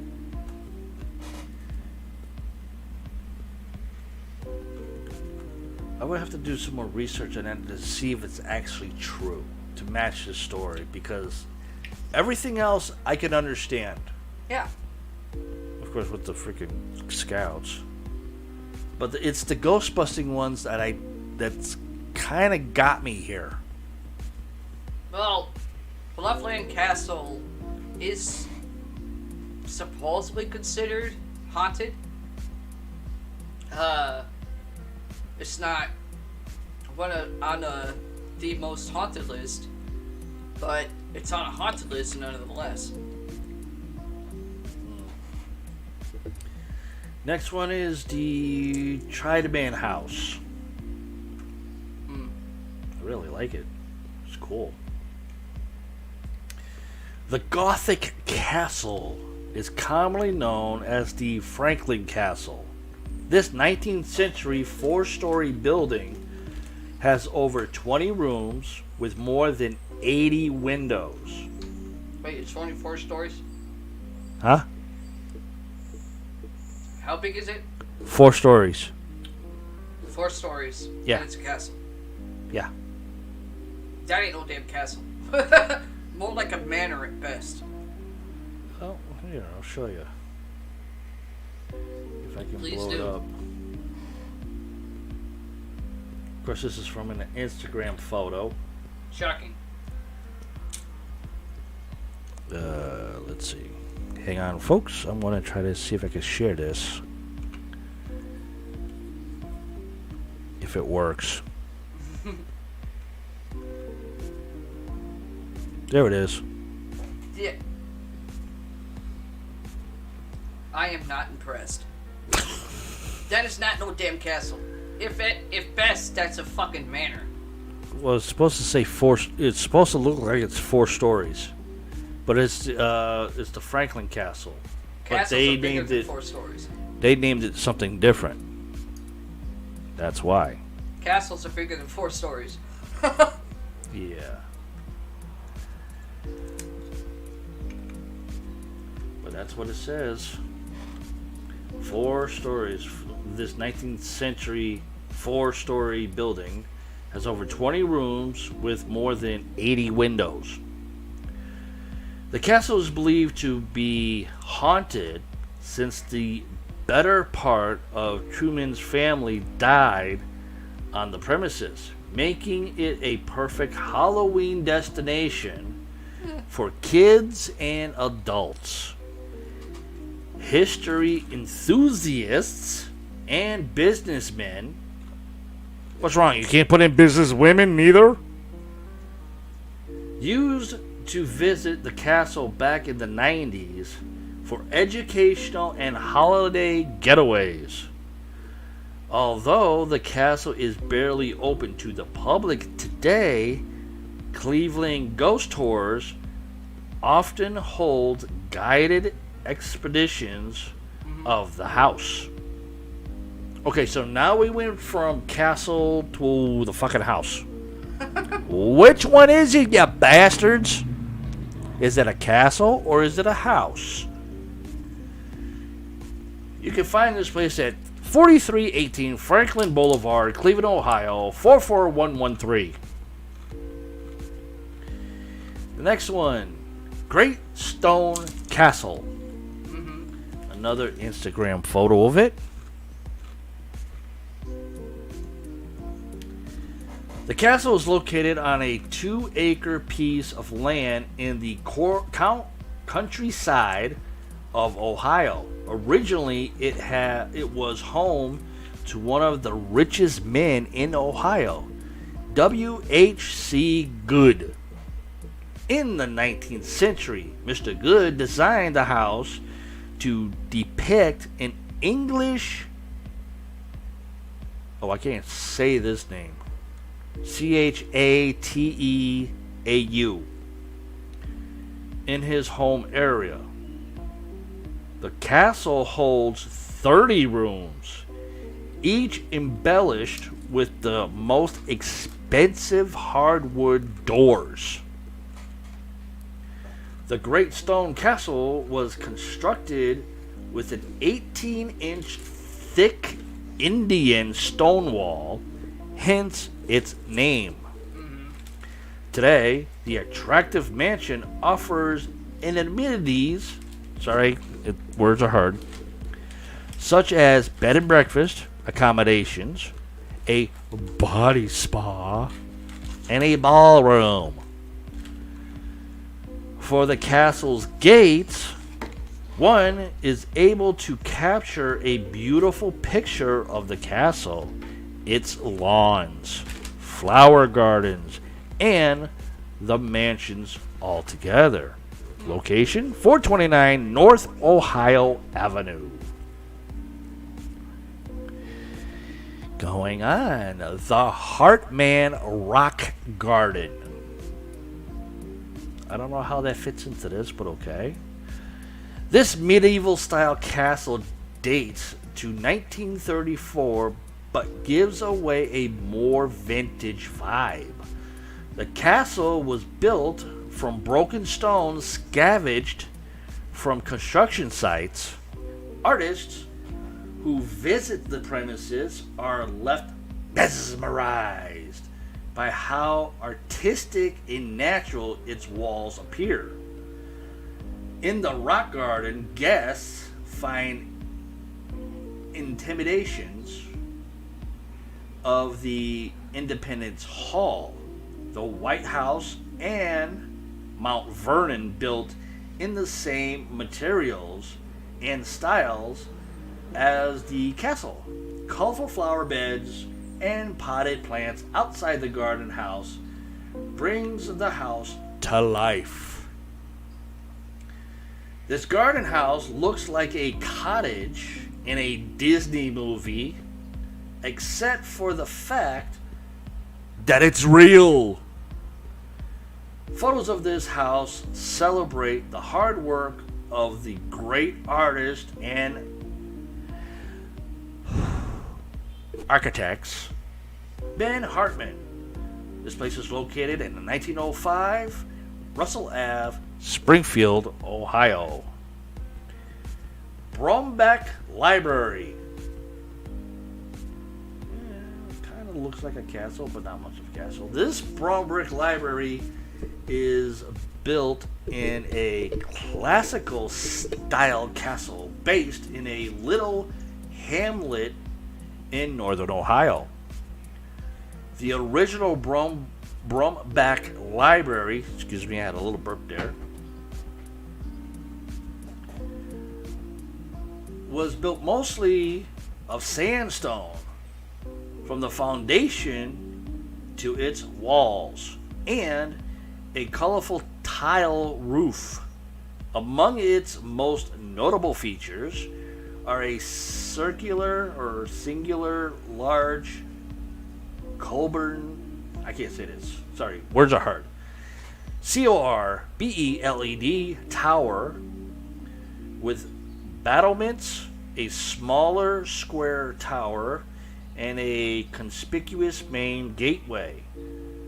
From 210 Lincoln Highway Street, the entryway is in the center, the square tower to the left, and the round tower to the right. Collectively, these elements create a stunning appearance, making this library castle in Ohio a must-visit. This library is located at 215 West Main Street, Van Wert, Ohio, 45891.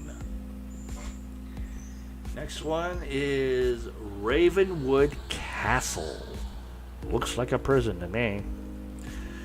This castle that presents the high-end lifestyle for kings and queens for centuries now does the same for couples and families looking to pamper themselves.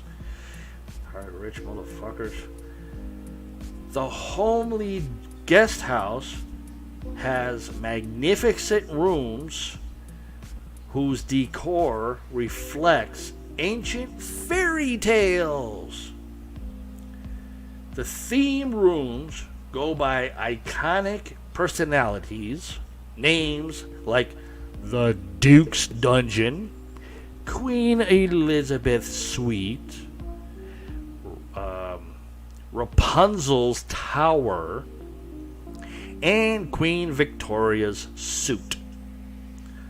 Among other personalities, there are cottages like the blacksmith's house and the baker's cottage in the front yard, easily spotted from the parking area. Location is,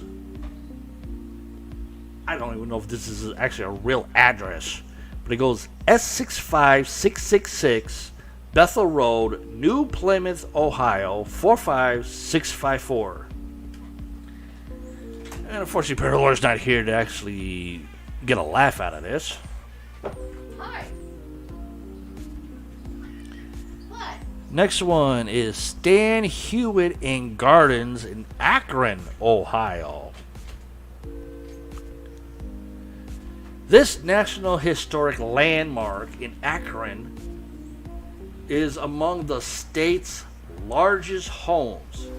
It sits on a 78-acre piece of land that is used for horticulture. Put me back up on screen. Hold on. Here we go. Say Oh hi, my Daddy. God! It's the black big mouth bastard. That's the furball I was telling you guys earlier in the show. That's him. Video. That's the motherfucker that yells at me all the time when his mommy's not around. Ain't that right, you black bastard? busy right now, Benny. I can't play around. The exterior of the fort showcases beautiful vistas and, oh god, I can't even pronounce this word, Pergolas, made from creepers and flowering plants. There is what the hell? A hexacle or hexam.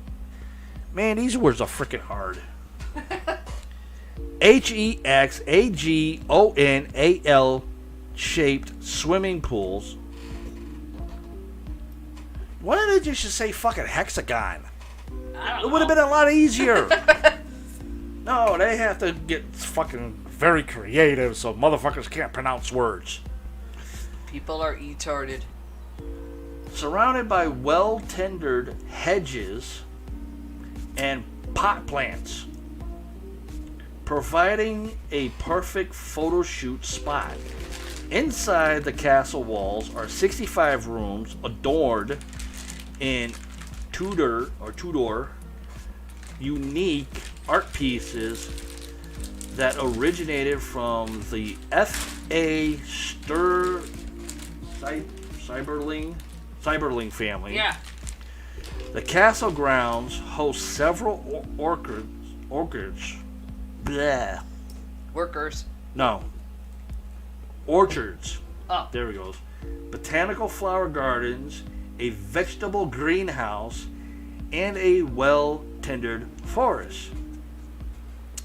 This place is located at 714 North Portage Path, Akron, Ohio, 44304. Or 303, sorry. Yeah. I got 4 in my brains. And that's the end of the 8 castles in Ohio, which most of them were really not castles. Go figure.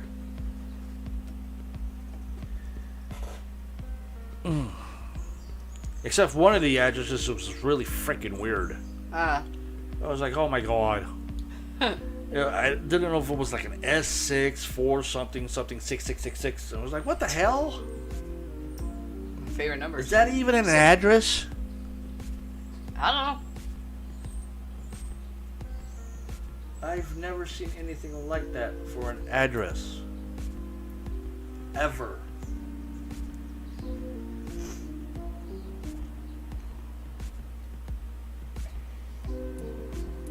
It just seems crazy for it.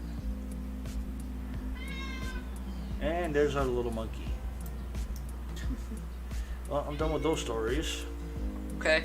Let's go back to morbid. Now, of course, we have a morbid big mouth over here. Monkey! He's into the fray now. He's saying, hi, everybody. Yes, everybody can hear you. Oh, I know. He wants his Cow. Yep. So, I'll turn it over to Paralore, and I have to go get his cow. Now, why I say morbid, I mean, if you haven't heard last week, what morbid is, being more morbid when it comes to music, basically songs that talk about killing somebody.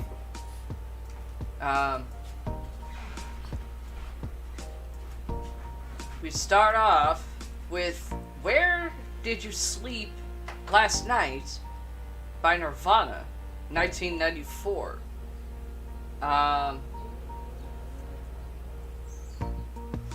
The only thing darker than the lyrics of this often covered American folk song, which is older than recorded sound, is its cryptic history. In the Pines, aka Where Did You Sleep Last Night, aka My Girl, aka Black Girl, began as 2 songs that were eventually merged into one sometime sometime in the late 1800s called In the Pines and The Longest Train. Nobody knows who wrote the original two songs, which are believed to go back to 1870 and the southern Appalachian region of the US. The song was recorded by a folk collector on a phonograph cylinder in 1925. Lots of artists have done versions of the song with vastly different lyrics, but the haunting refrain is usually the same. Today, the song is associated with bluegrass musician Bill Monroe and the blues legend Lee Belly.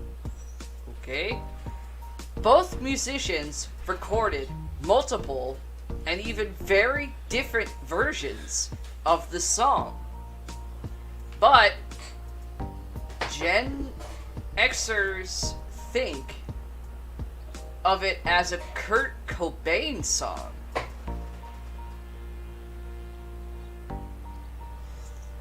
Nirvana kept this old yarn alive when they recorded a cover of Lee Belly's version during their famous 1993 MTV Unplugged performance for the resulting platinum-selling album. Over many years of being passed down orally, that's what he said, the song came to have three main components that were usually repeated. A chorus about being in the pines, a verse about the longest train, and another verse about decapitation, usually involving said train. From the Nirvana version, her husband was a hard-working man, just about a mile from here. His head was found in a driving well, but his body never was found. My girl, don't lie to me. Tell me, where did you sleep last night? In the pines, where the sun don't ever shine. I should shiver the whole night through. Why the fuck don't I remember that one? I don't remember hearing that from Nirvana. This can be taken to mean the girl in the song is involved with her husband's accidental death the night before, or to imply she was stepping out the night her husband died, though it's unclear who the narrator is. You can read into it however you want, but every way is dark with the mournful death via tree decapitation awaiting at the end. I don't remember that one from Nirvana. I mean, the closest songs I've heard from Nirvana were Teen Spirit, shocking, and of course the song that he did before he died, Rape Me. That's the only two I know of Nirvana. This one I have not heard, so this is news to me.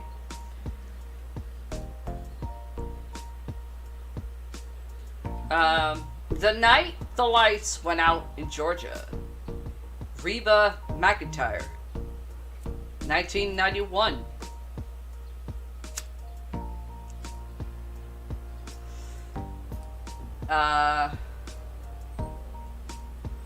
When people talk about a story being Southern Gothic, this is what they're talking about. This country murder ballad staple with a twist ending was written by Bobby Russell in 1972 and was first recorded by his then wife, Vicki Lawrence, in 1973. But we're talking about the 1991 version by Reba McEntire that burned up the country charts 30 years ago. I thought that was Loretta Lynn. I thought that was Loretta Lynn that started that type of movement. Even though Loretta Lynn is a country legend. I get Reba McEntire is in her own right, but I didn't know that one. Do you know why? Because it's such a fucking upbeat song, and the story is so goddamn dark. I'm not happy. That's what I'm reading in the article on this one. The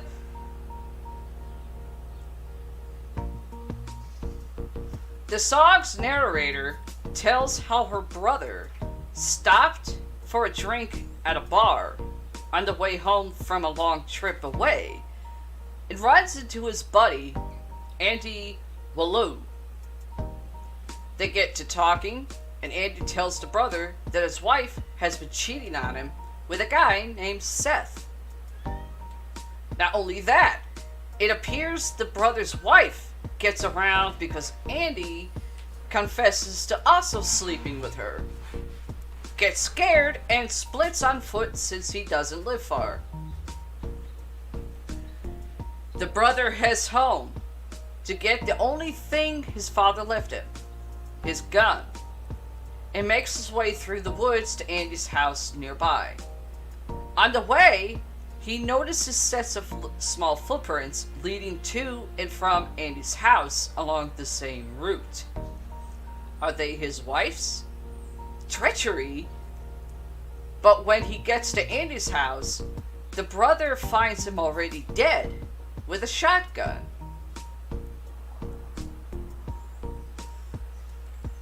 He flags down a passing cop, the way one always does, on a dark country road, by firing a shot into the air. The cops immediately say he killed Andy, and in the space of half a verse, a judge has convicted the narrator's brother of the slaying. The chorus is immediately repeated and suddenly makes sense as you realize the narrator's brother was hanged for Andy's murder, and that she thinks the police and judge failed him. But wait, there's more. The very different and very 70s Vicki Lawrence version, for reference, is this. Well, they hung my brother before I could say. The tracks he saw while on his way to Andy's house and back that night were mine. And his cheating wife had never left town. That's one body that'll never be found. You see, little sister don't miss when she aims her gun. Yep, the narrator found out that her sister-in-law was cheating with Andy while her brother was away, and she killed the both of them. She just didn't bother to hide Andy's body. How and why she decided to commit a double homicide and dispose of a body in the time between Andy leaving the bar and her brother going home from the bar to get his gun is anybody's guess. Maybe she was on her way back from the quarry to retrieve Andy's corpse for disposal when her brother showed up and ruined everything. Reba's version delves into the story behind the song a little more with this occupying music video, which people can look it up, that includes spoken dialogue and gives the anonymous brother a name via newspaper headlines. Raymond Brody, we also find out that Andy was the narrator's fiancé, making the murdering a little more understandable, but just a little. A little bit of movie music trivia crossover. At the end of Quentin Tarantino's Reservoir Dogs, 1992, nice guy Eddie, Chris Penn, says, "This is the first time I ever realized that the girl singing the song is the one who shot Andy." If you just glossed over that line in befuddlement, now you know.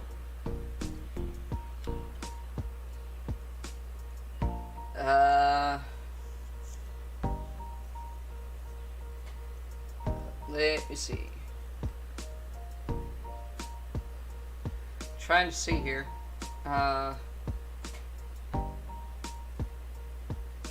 Okay, that's weird. That can't be it. Is it? Okay, yeah, it is.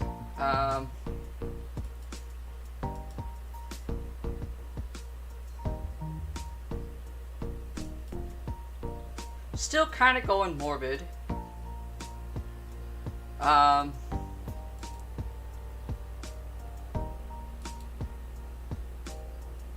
Get rid of that one that I just did. Still going into the morbid category. With, you know, music by death and everything else.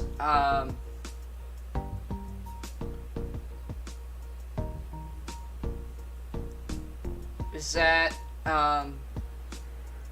morbid death songs that can be, you know, murdering someone, grief, sorrow, lost loved ones type of stuff. I know it's kind of started on it for but I actually remember where the fuck I was. Everybody Hurts by REM. In the words of Dennis Leary, "Sit down and shut the fuck up, Michael."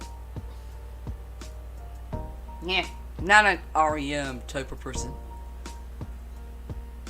Having experienced loss, you may sometimes feel like giving up. This 1992 rock song emphasizes with pain and grief, encouraging you to just keep hanging on. It emphasizes that tragedy is a common part of the human life, and you're not alone. At least, that's what it says. I'm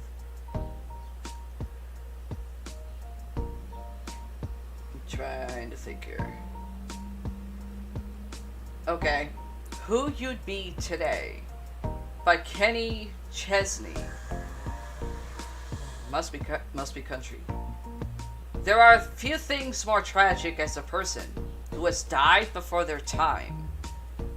Dying young seems to violate the natural order of our universe. The narrator in this 2005 country tune laments his loved one's death, concentrating on their unrealized potential and all of the good things they never got to experience. He wonders what their life would look like if it hadn't been cut short. Doesn't have a full thing of lyrics, but it's got a couple. "It ain't fair, you died too young, like the story that had just begun. But death tore the pages all away. God knows how I miss you." Okay. "Hurt" by Christina Aguilera. Anybody seen her lately? Holy shit. Written in honor of the songwriter's late father, this 2006 pop song expresses the protagonist's regret that she wasn't forgiving of mistakes when he was alive. Rather than try to bridge the divide between them, she used blame and rejection. Although she seeks reconciliation, now it's too late to make it right. She realizes that her choices have only hurt herself. Holes in the Floor of Heaven by Stevie Wonder. Not Wonder. Steve Warnier. I know I butchered his name. The man in this tender 1998 country song recounts the story of losing his grandmother when he was a child and his young wife as an adult. The thread that connects both sad events is the belief that his loved ones are in above heaven, watching it over him, wishing that they could be together. When I'm Gone by Joey and Rory. There is such heartbreaking irony in this 2012 country song, which takes the perspective of a dying woman addressing her lover.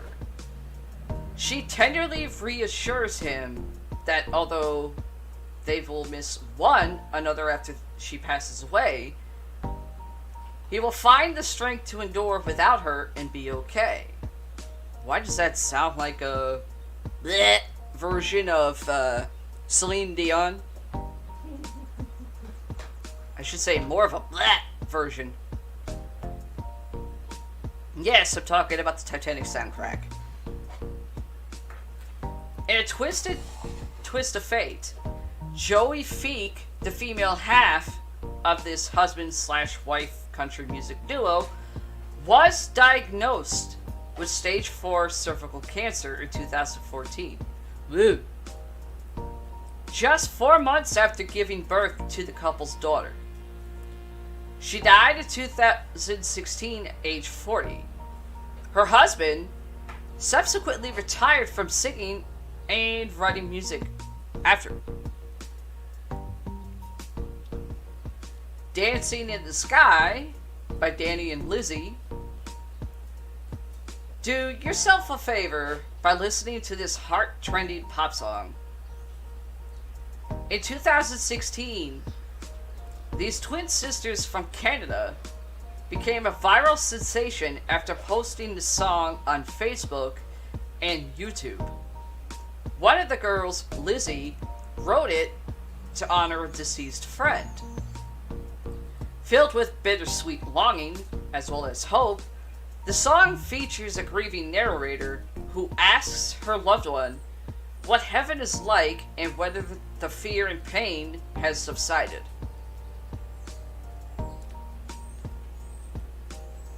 Okay, there's that. Where Were You When the World Stopped Turning by Alan Jackson. Where were you on that fateful day? Oh, this is about the 9/11. September 11, 2001. How did you react? I'm pretty sure people... That's a dumb fucking question. I was with my toddler, and she watched Barney cartoons. Ugh. Both of us unaware of the events unfolding until my husband called. I changed the channel and saw the devastation. For months, my little girl uttered "castles fell," referring to the Twin Towers.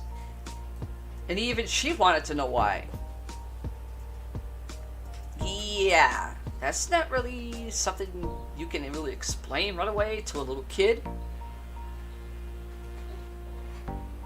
This Grammy Award-winning country song from 2002 explores a variety of responses that people had, as well as where they were when they found out the world had been changed.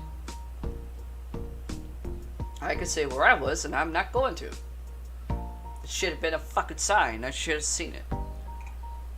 Only thing I should have fucking seen of my fucking gifts. Should have seen that as a fucking sign and called it. No! Not getting married to your fat ass.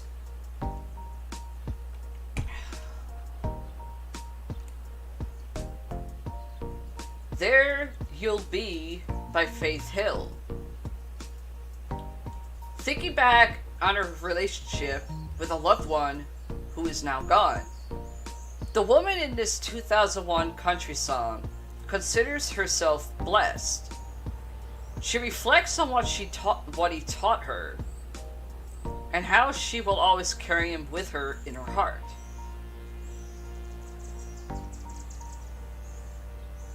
A Long December by Counting Crows. Counting Crows? Is that a rock band? Half of these are freaking country.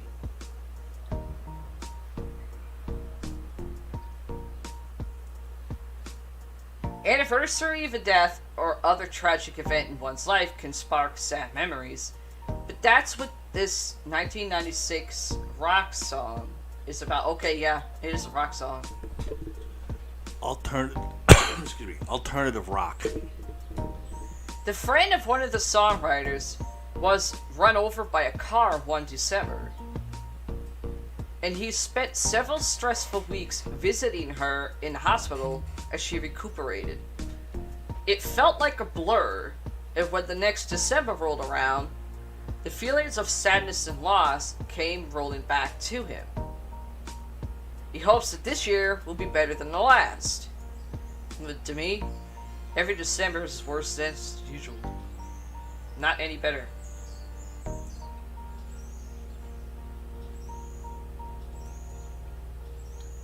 Heaven Was Needing a Hero by Joe D. Messina. Another country song.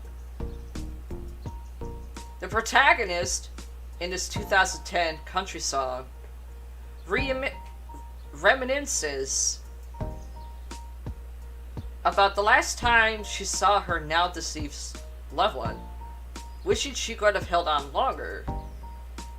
Looking to make sense of their death, she concludes that heaven needed a hero. I don't know why, but why does that not make sense?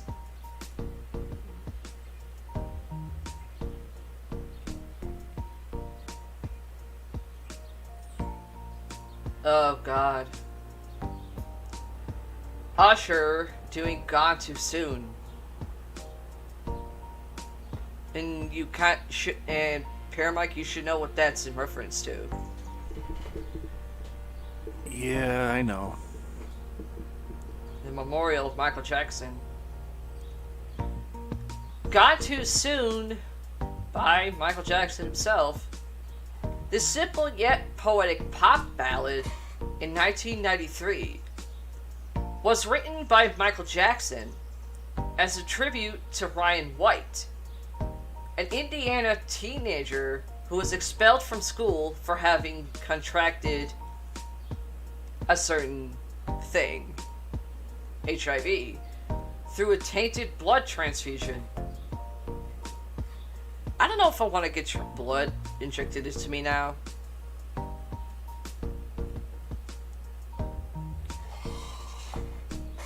The song draws a number of comparisons to short-lasting wonders such as rainbows and comets. Later, it was also sung in memory of Princess Diana in 1997, and by Usher in 2009 at the funeral of Michael Jackson.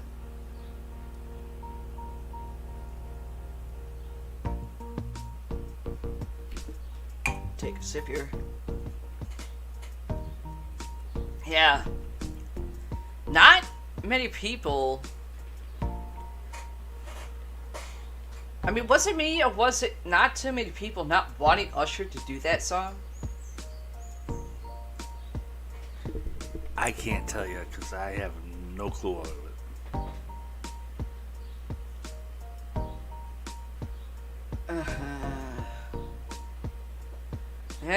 Celine Dion.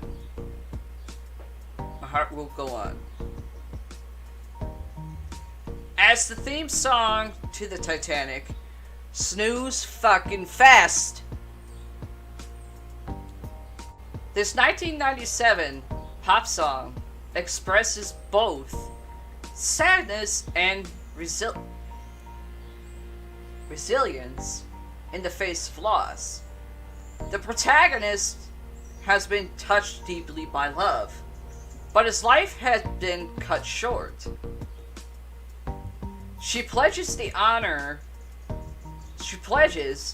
the memory of both her lover and her relationship by carrying on with her life. In retrospect, her fat ass just wanted the whole board. I'm probably gonna get a couple people on Acre FM going, "Oh, that's a good song. That was a good movie." Yo, Biduda. I mean, come on. There were a couple people that I wrestled with. For some odd reason, decided to bring that up as a fucking topic of the fucking day.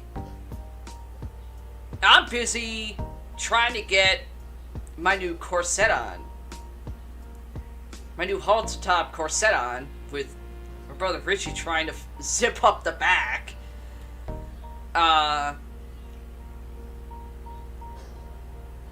And I don't know why this was brought up for a topic in the locker room. And I turn around, because one of the girls who literally had a bad reputation in locker rooms said, "I don't really get how the movie correlated to the real thing. I mean, what was the big deal? You could hear a fucking mouse fart. It was that quiet." I look at her. I said, "Did you ever see the fucking movie?" "Yeah." "Did you learn about the fucking boat in high school?" "Everybody's fucking high school taught that." "Yeah." "And, let me guess, you failed. You failed that assignment." "No, I passed." If you passed, you wouldn't have asked that stupid fucking question. The movie reflects the damn boat and the shit that happened.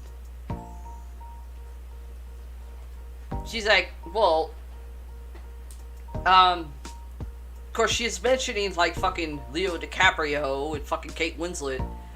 Well, those characters were fictional. They were added to it. No they weren't. There were actually real fucking people on that damn boat. Jack was a real guy. Rose was a real bitch. Real female. They didn't know each other, but yeah, that part is fictional. They didn't fuck each other, nor did they like each other. Back then, you were outcasted from the rich family you were born in. If you got caught, you know, fucking someone that's lower on the totem pole. I said, to be honest, there were rumors, supposedly, that those two, in real life, mingled, but there's no proof. The movie depicts the main fucking people that were on the boat, from the goddamn captain who was actually drinking,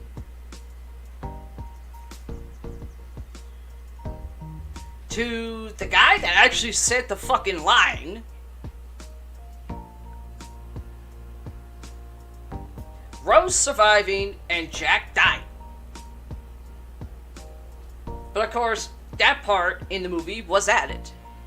It was a fucking new age of Romeo and Juliet. Only, both characters, they didn't die. One does. And one just keeps going. And the one technically that should have died was her. No. Here, I'm gonna sit in the water and have your big fat ass on the fucking board. When there was room for both of them.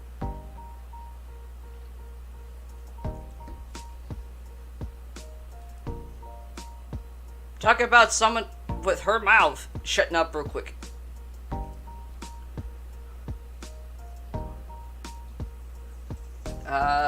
Fire and Rain by James Taylor. This sorrowful song from 1970 was written after the death of James Taylor's childhood friend, whose death was kept secret from him by others because they believed it would distract him from his career. It also describes his struggles with drug addiction and fame.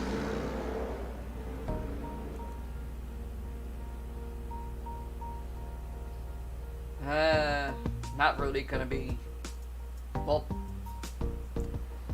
The classic song expresses the reflections on these crises. Here's a little lyrics. I've seen fire. I've seen rain. I've seen sunny days that I thought would never end. I've seen lonely times when I could not find a friend. But I always thought that I'd see you again.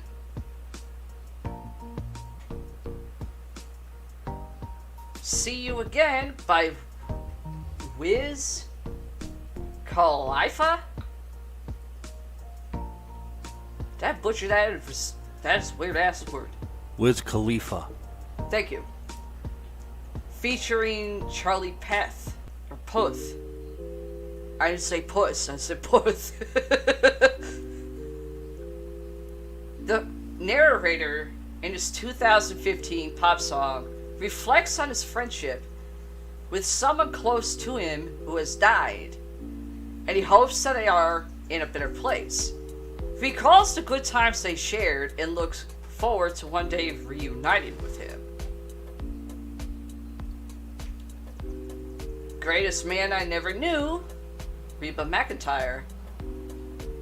If you have a stoic father, then this 1992 country song will really register emotionally.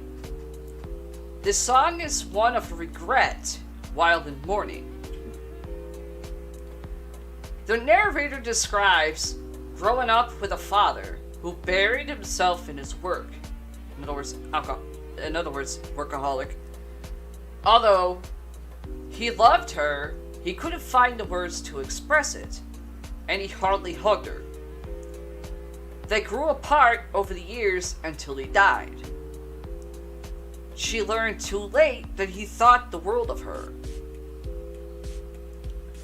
One More Day by Diamond Rio. Or Diamond Rio, however you want to pronounce his first name. Dreaming that he could wish for anything. The narrator in this 2000 country number wouldn't wish for riches, but instead, one more day with the person he had lost. He imagines how he would spend that precious time together.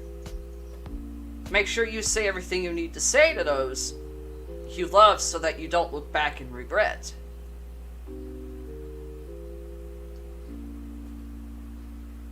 Not a Day Goes By Lone Star. Pretty sure people know what that band is by now. Lone Star. Oh no, wait, that's country. Wrong one. In this heartfelt country song from 2001, narrator mourns the loss of someone important to him. We don't know whether she's gone to a breakup or death, but he misses her fiercely. He carries a picture of her around in his heart, and her memory is still stored into his soul. On the outside, he tries to convey that he's doing fine, but inside, it's a different story.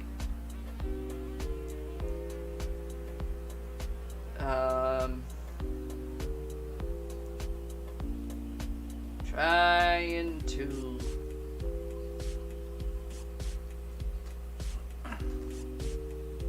Oh.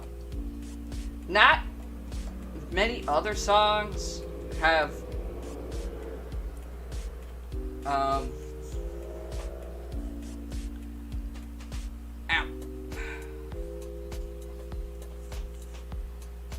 I mean, there's other songs, but not really much of a definition of what they are. So, dear, I'm gonna say the song and the artist and the year it came out.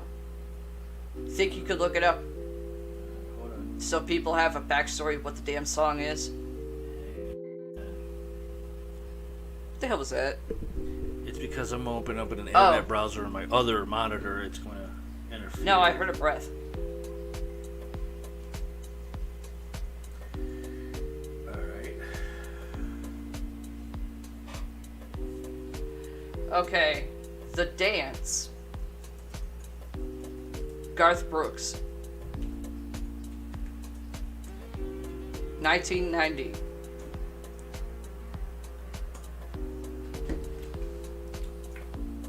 That was Gizmo. Yeah, no. He's being a pain in the butt right now. Yeah, I could tell. Let's see.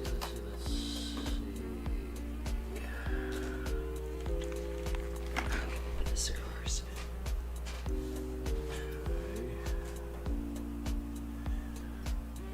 Show me back.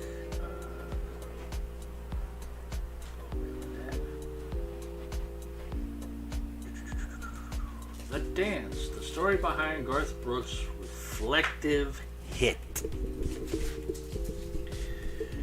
Some country songs are so powerful that they take on a whole new meaning in the times of tragedy. People turn to them for strength and hope in the face of adversity and loss. The song's legacy evolves and grows over time. Nashville has put out countless hits that are full of emotions, but the Garth Brooks song, The Dance, is a standout. Yeah. My fault. The final selection on Garth Brooks' self-titled debut album, The Dance, Yeah. became perhaps the Oklahoma's natives' most iconic hit and definitely a fan favorite song. Brooks heard The Dance for the first time while songwriter Tony Arata performed at Nashville's Bluebird Cafe. The song was inspired by the Kathleen Turner film Peggy Sue Got Married. Okay. Worst movie ever. So what the hell does that have to do with a song about death of any type? It's, well,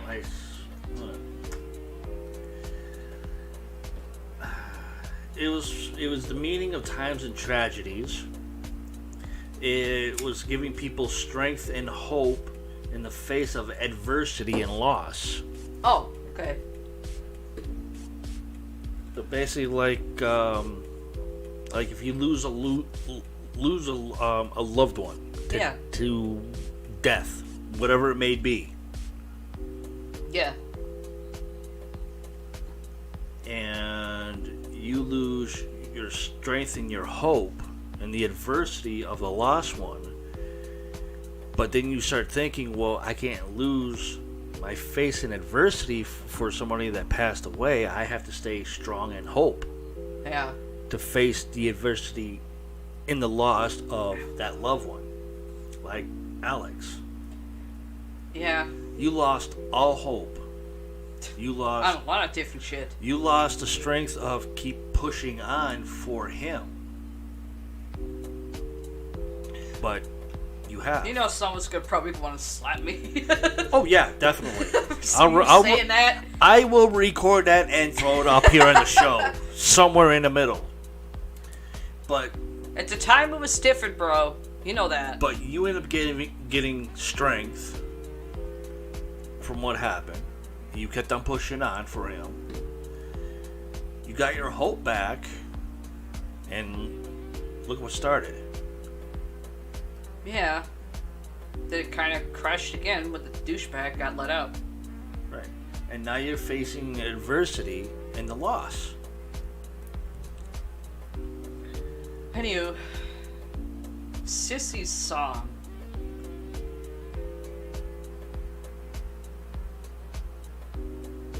I'm gonna wait for you to type it in. Alright, spell it. SISSY apostrophe S. Song.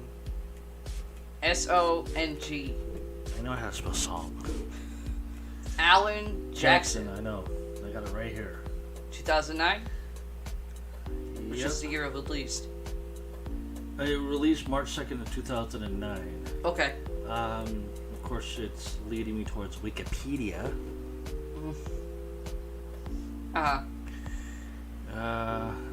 No, got something from The Boot. Literally, it's theboot.com. Okay.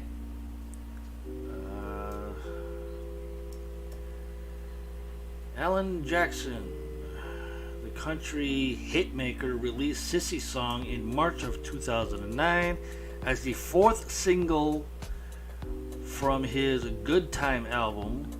Below, Jackson tells The Boot more about the song.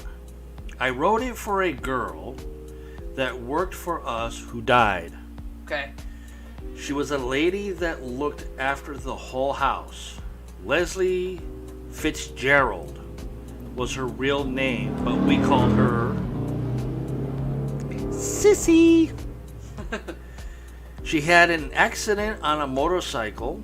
She was 40-something when she died on May 20th, 2007. So he wrote this after she died. Ooh. Because she died in 07 and he did this in 09. 2 years later. Okay. She was just somebody who was in our house every day. Then all of a sudden, she was gone. When people get old, you expect them to die. But it's different when they are young, and it's tragic like that. Yeah. It's a real special song for me. I recorded it for the funeral, but producer Keith Stigall and I went into the studio one day and put the guitar and vocal down. It's just me and the guitar and the harmony parts. After some people heard it at the label, everybody wanted to put in on the album. Okay. Now there's something you don't ever see or hear No, you don't. until now. Holy crap. The next one. Tears in Heaven. Eric Clapton. 1992.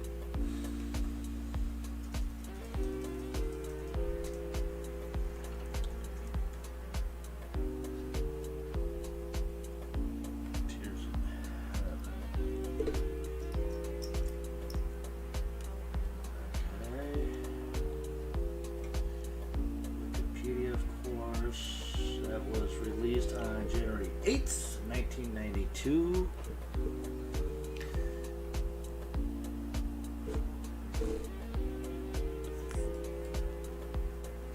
For some reason, it says B-side, tracks and lines. Okay, here we go. The only B-side I didn't know was a freaking tape deck. 1992. Yeah. CDs didn't come out till like Almost like mid 90s. CDs started coming out a year later. Eric Clapton's 1992 hit Tears in Heaven was born out of unbearably sad circumstances. The song is a tribute to love's lasting powers and a lament for the death of Clapton's four-year-old son, Connor, who died on March 20th, 1991, when he accidentally slipped from the 53rd floor window of a New York City apartment building. This was a kid? Yeah, 4 years old. And it Who was the his fuck son. was watching him? Obviously not Eric Clapton, or whoever the bitch he was with. It was so painfully personal. Clapton, who was elsewhere in New York when the tragedy happened, had the horrific task of making the identification at Lenox Hill Hospital's mortuary. I remember looking at his beautiful face in repose and thinking, this isn't my son. It looks like a bit like him, but he's gone. The former Cream star said later,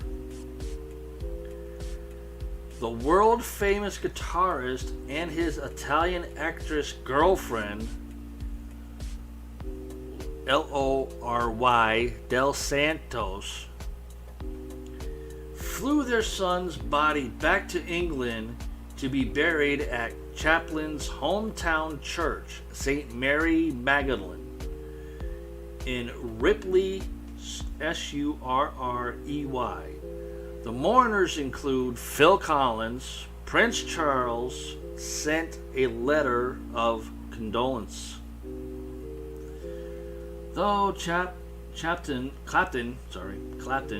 was unable to focus on music for some time, he eventually started strumming on a small Spanish guitar to ease his pain as he thought about his son. The melody of Jimmy Cliff's Many Rivers to Cross was floating around his mind. The melody came back to him when U.S. director Lily Z offered him the chance to write a song for an action film called Rush, which starred Jennifer Jason Leigh and Jason Patric as undercover narcotic cops. Clapton played Zanuck and few chords of the melody that had stuck in his mind. Yeah. What I heard was Eric sitting in his hotel room and saying, if you don't like this, I've got plenty more. Zanuck later told Newsweek, then he began playing Tears in Heaven. It was so painfully personal, so obviously about the son that he'd lost. Yeah. I wonder if it would work in the movie.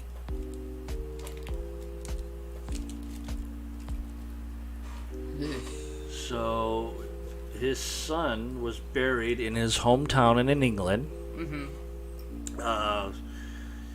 Phil Collins was there. Prince Charles sent a letter of condolence to Eric Clapton. But he was gone. He was somewhere in New York doing business. And it says the former Cream star later said that the world's famous guitarist and his Italian actress girlfriend, Lory Del Santo, flew their son's body back to England, where he was buried at Chaplin's hometown church in St. Mary's Magdalene in Ripley, Surrey. So obviously his girlfriend wasn't watching the kid. Obviously not. Okay, next. You Should Be Here is the song.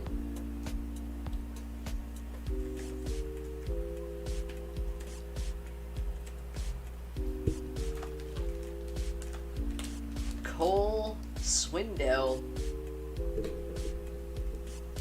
the artist. And the year is 2016.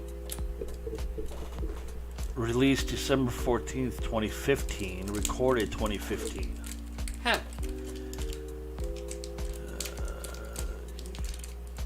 Okay, let's go back to The boat.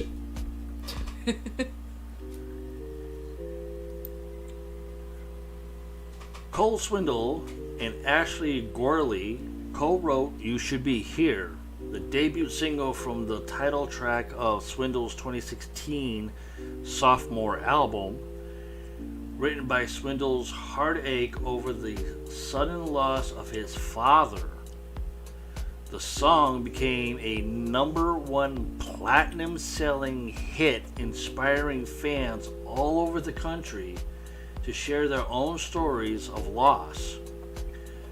Below, Swindell and Gorley recalled how they were inspired to write You Should Be Here and shared their own reactions to the success of the song.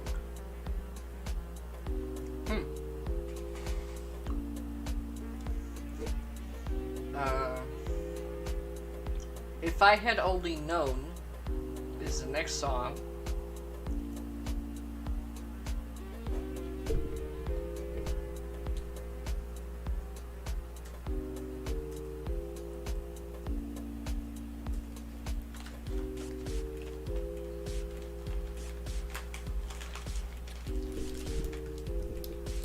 Reba McEntire. Read that again. Huh? Read that again. Reba. Oh. If I Had Only Known.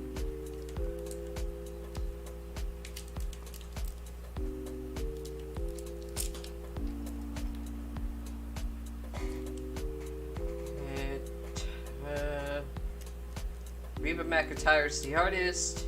Came out in 1991.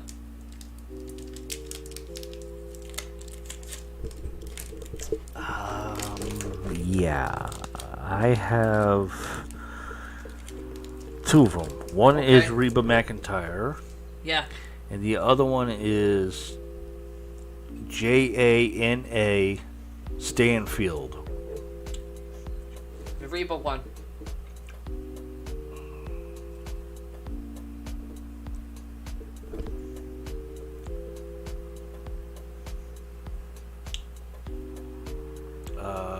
Okay, this one is just a song lyric. Oh. If it's just a lyric, we'll just keep going. We'll just skip it. Yeah. Let me check the other one Next. first. Huh? Let me check the other one here. Okay.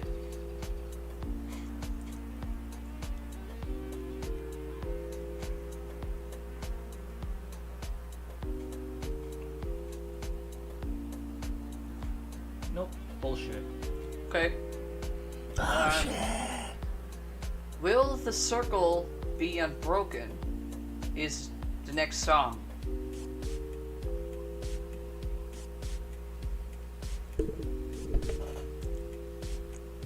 The artist? Nitty Gritty Dirt Band. 1972.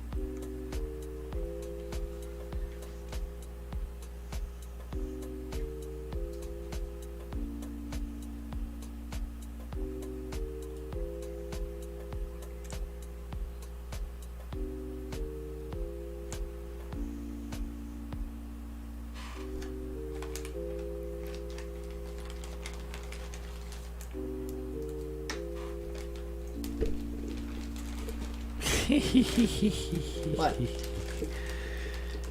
It is a popular Christian hymn written in 1907 Okay. by Ada R. Habershon. Habershire? Whatever. Habershire? What did it do? Whatever. With music by Charles H. Gabriel. Except this is on Wikipedia I figured. and Reddit, but I'm not gonna do Reddit crap. No.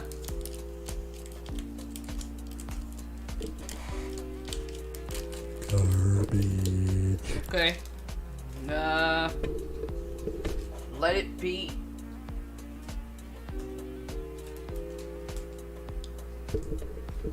That's a Beatles album. Good. Very good. 1970. Let it be, let it be, let it be. Let it fucking sting them bastards.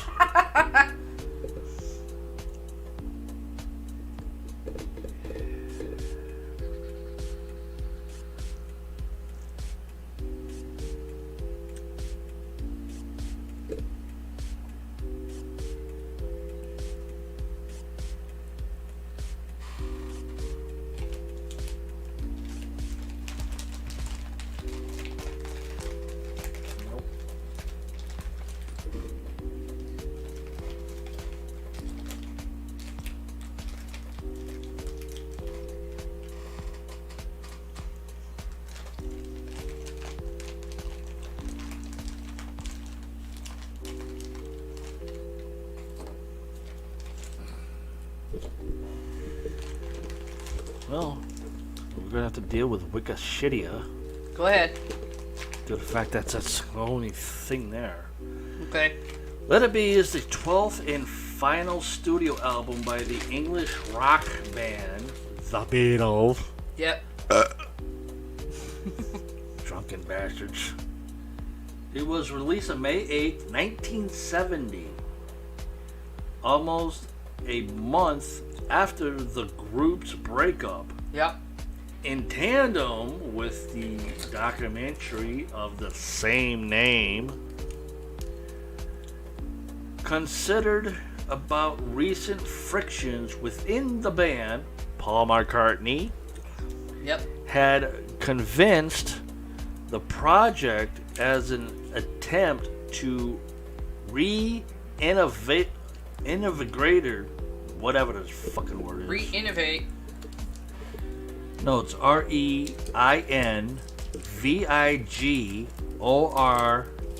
REINVIGORATE. Oh, reinvigatory. The group by returning to simpler rock and roll configurations.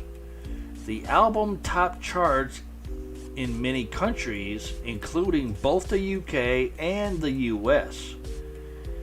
But the critical response was generally unfavorable, and Let It Be came to be regarded as one of the most controversial rock albums in Yep. history.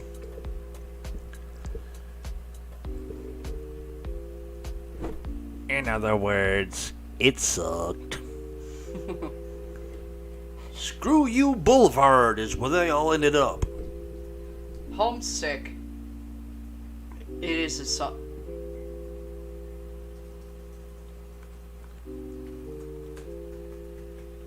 The artist is Mercy Me. 2004.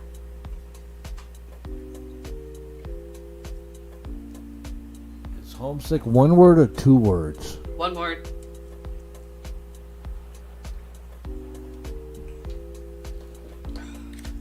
Mercy Me sounds like a Christian band. It does.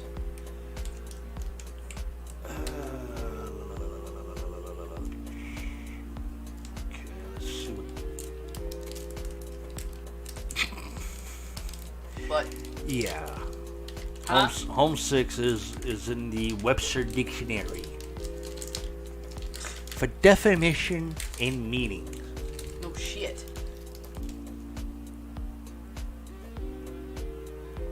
Wikipedia though. I think everybody should know what the name of homesick means. If you're not at home and you haven't been there for 50,000 years, you are homesick. It's a fucking symptom. It's a cognitive thing in your freaking brain. Like, I want to go home, motherfucker. Let's go. Come on. I'm homesick. That's because you're overseas in a big ass boat that goes like the Titanic.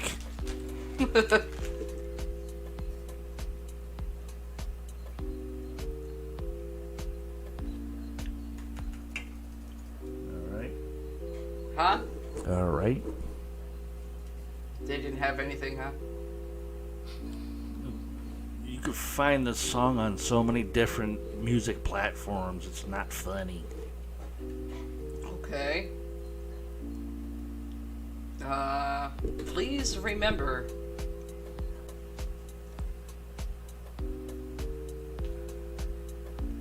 The artist, Leanne Rimes. 2000.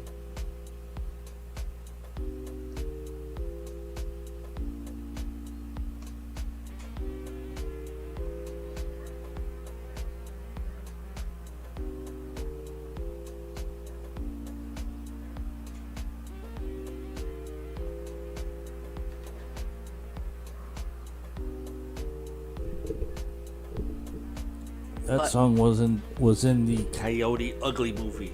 Yeah, I know. Except it's just lyrics. Just lyrics. Yeah, no meaning. Dance with My Father is the next song.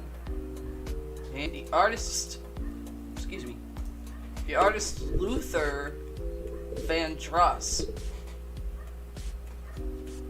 2003.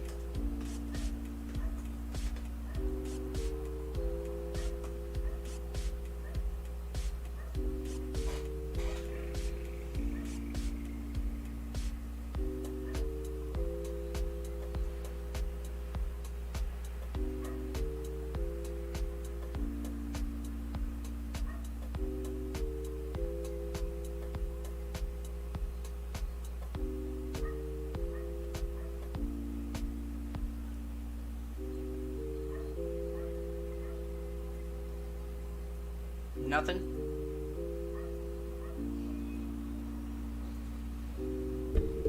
Just Wikipedia. Found Other than that, you can find it on a bunch of fucking songs sites. no meaning? You want me to read Wikipedia? Either way. Dance with My Father is an RIAA Gold certified title track to singer and songwriter Luther Vandross' 13th studio album. With Richard Marx, Vandross wrote the song based on his personal experience. Huh. The lyrics recall childhood memories with Vandross' father, who used to dance with him and his mother.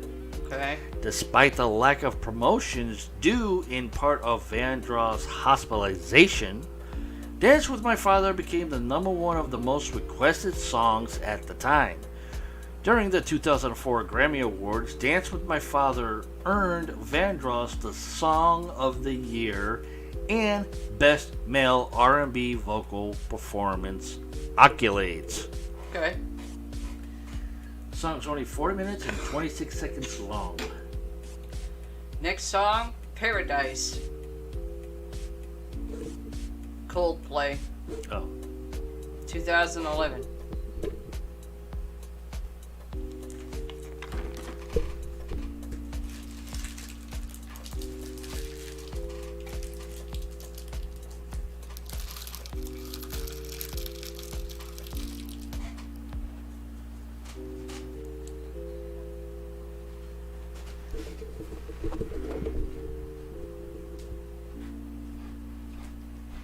Wikipedia, folks. Paradise is a song by the British rock band Coldplay, released on September 12th, 2011, as the second single from their fifth album, Milo whatever, XYLOTO.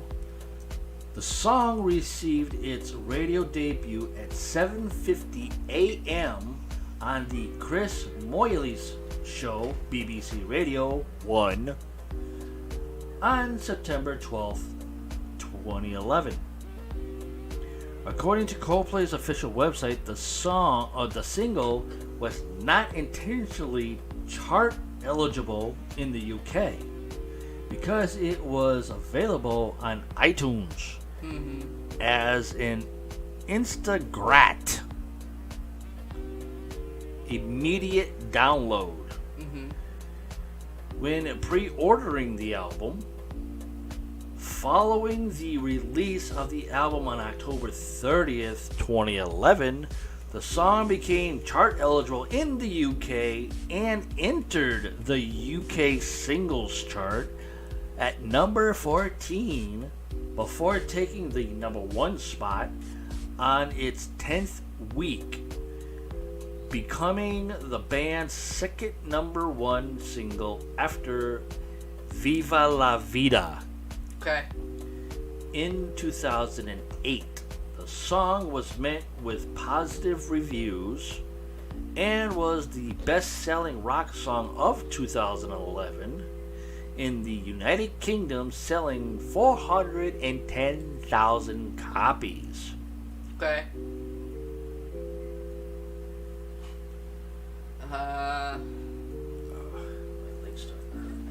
I'll See You Again. That's the title.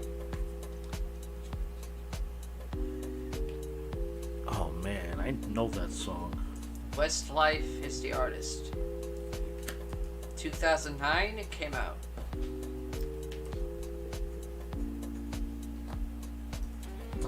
That's also a Phil Collins song, isn't it? Paradise? I mean, I'll See You Again. I don't know. Yeah. I thought it was a Phil Collins song. Don't know. Wyclef.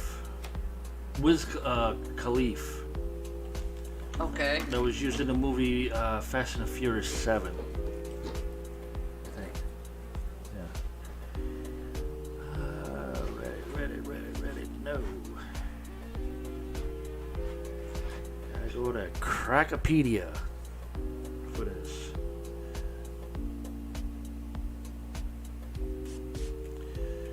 See You Again is a song by American rapper and singer Wiz Khalifa,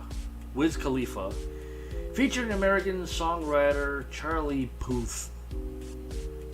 It was commissioned for the soundtrack of the 2015 film Furious 7 as a tribute to actor Paul Walker, who died in a single vehicle accident on November 30th, 2013. Later on, the song was included as a bonus track on the international release of Puth's debut album, 9-track Mind. The artists co-wrote the song with its co-producers DJ Frank E. and Andrew Cedar, with additional production from Puth and mixing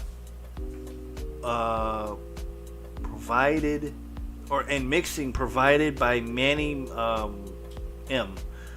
See You Again was released on March 10th, 2015 as the soundtrack's lead single in the United States. Yay. Go figure. Fast and Furious movies are good, but oh my god. They're just making it for the sake of making it. Yeah. It's like close the chapter already.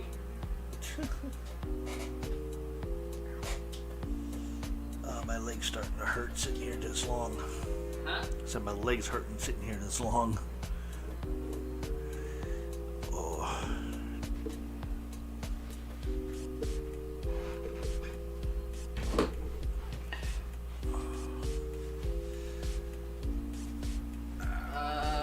Getting cramped.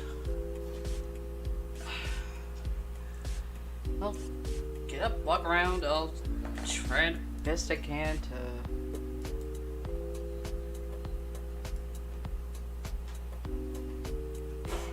take over until you get back. The next song we have is Gone Too Soon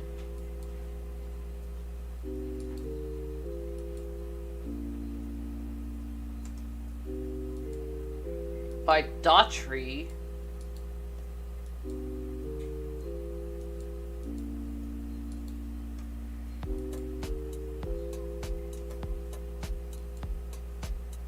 In 2011.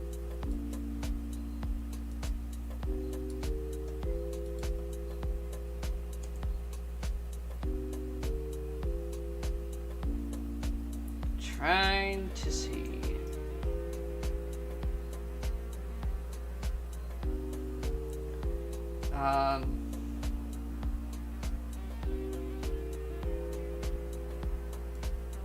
May have to go to Wikipedia.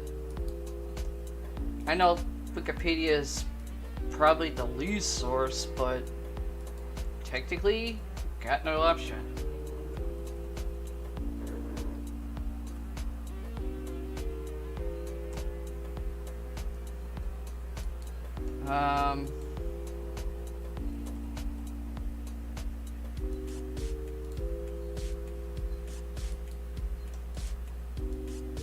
Let's see. Hang in there, everybody.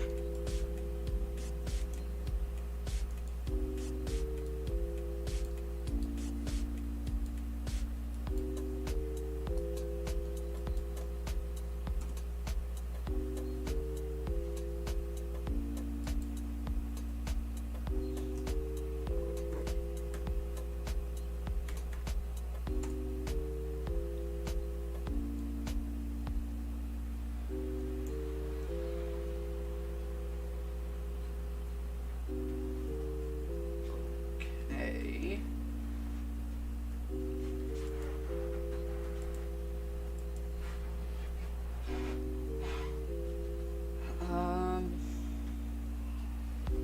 Hang in there, everybody. I'm just trying to see.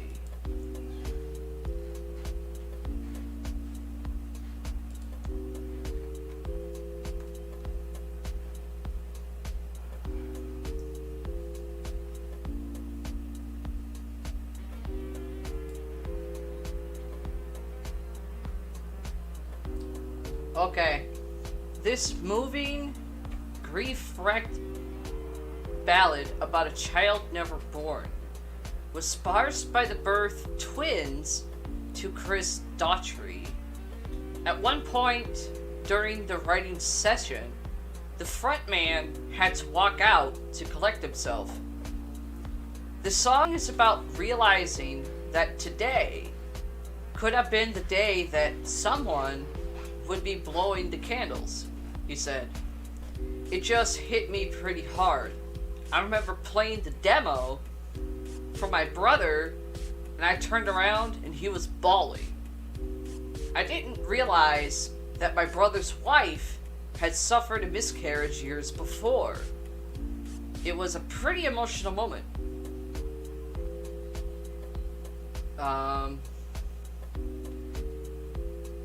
Chris Daughtry donated all the sales of the song to the families of the Newton, Connecticut school shooting victims. The proceeds went towards the Connecticut School Shooting Victims Fund, which was established by fellow pop rockers One Republic. Daughtry explained in a video clip the track was originally written about someone losing a child before he or she is born. And we've gotten so many amazing comments from people from everywhere about how it's helped them through similar situations. And I just felt very strongly that the song could be used to help benefit the families. Yeah, definitely.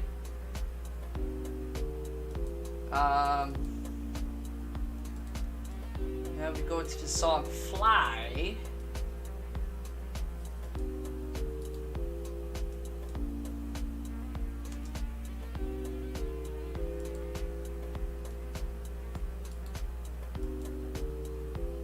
by Celine Dion. And of course, I Don't Give a Crap.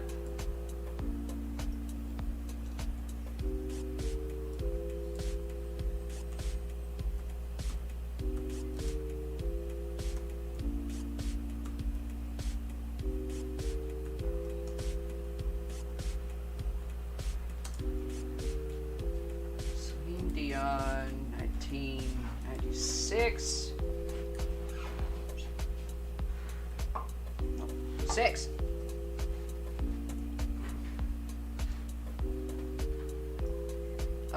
Let's see.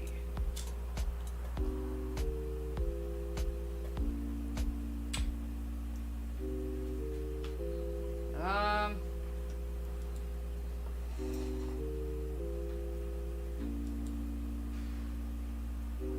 Wait. Song meanings.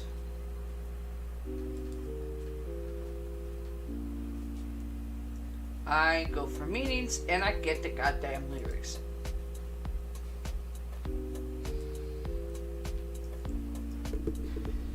That's what I was getting with most of the other songs. Fucking lyrics or certain places you can find, like YouTube, Spotify, shit like that. Yeah.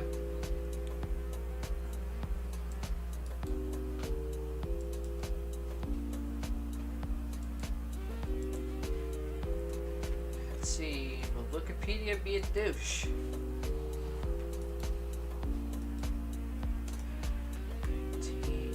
Six.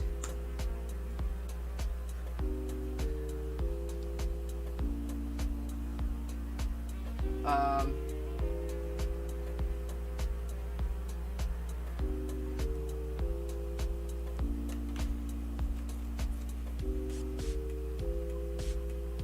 And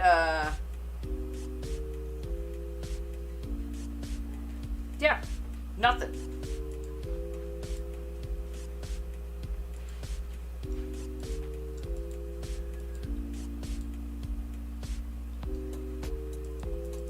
Sorry, folks.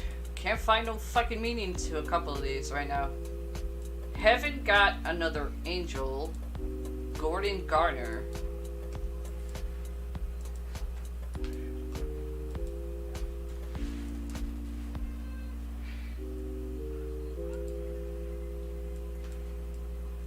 (2010).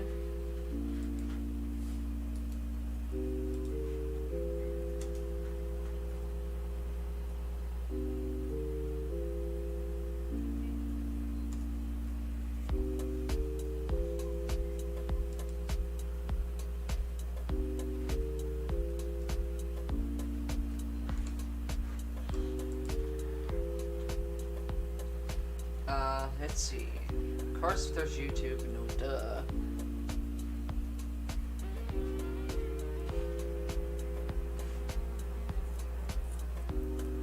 I'm getting fucking download.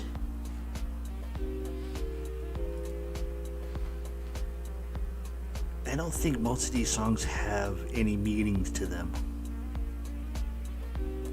They fucking should if they're in a goddamn list.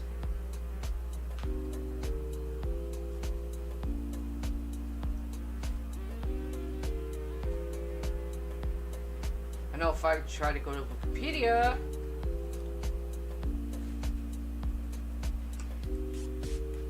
You're not gonna get shit. No.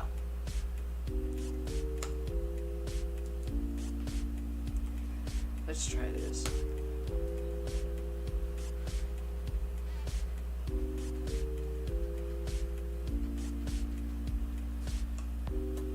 I don't need the lyrics. I want the meaning. Meaning. Thank you.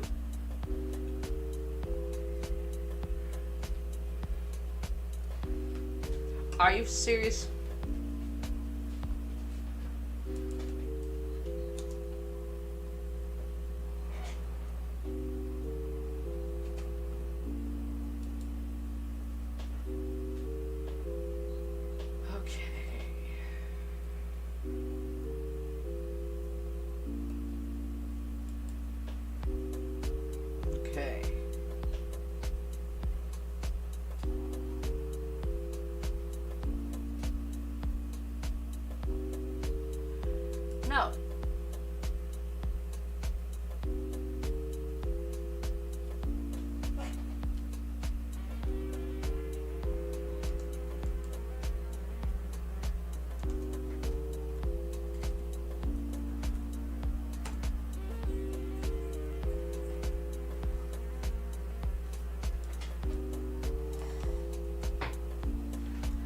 Hold on, everybody. I have to fucking...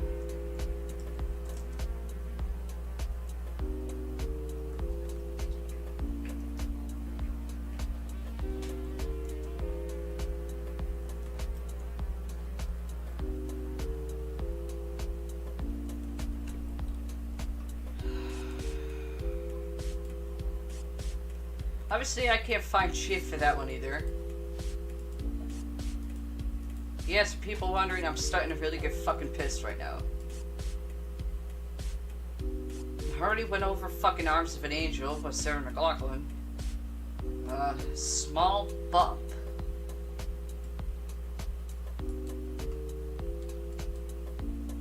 By Ed Sheeran. I probably said that wrong.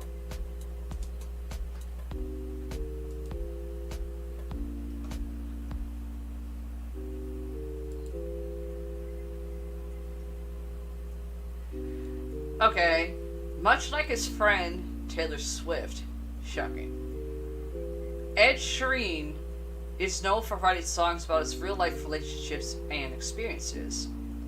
While some are more obvious nods to the people in his life, Perfect... Wait.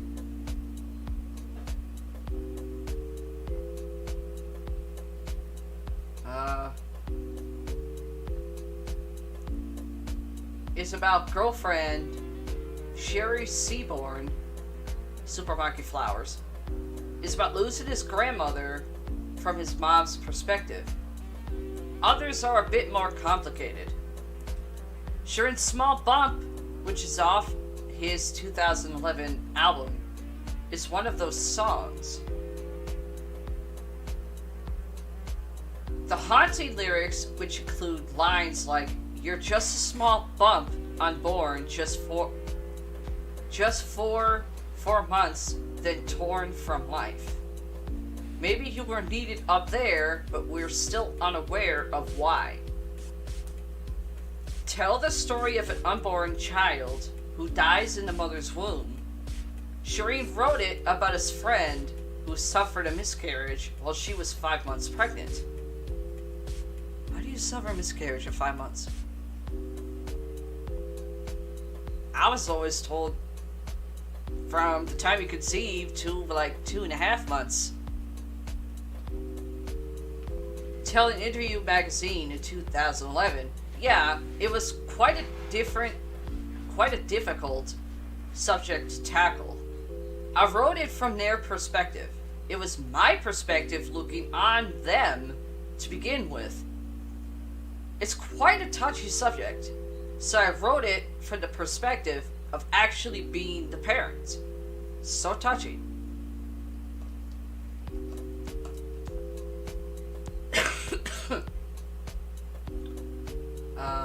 Okay.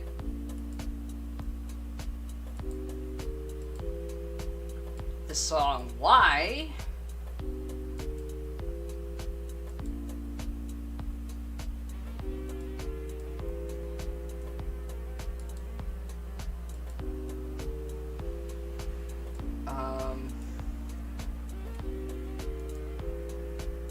Rascal Flatts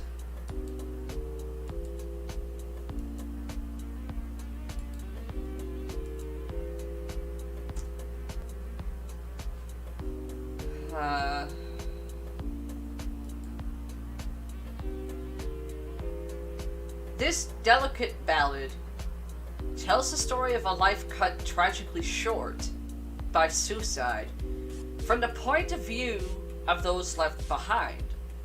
All three members of the band have known someone close to them that committed suicide. Bassist Jay DeMarcus explained to CMT News how he and his cousin, singer Gary LeVox, were affected.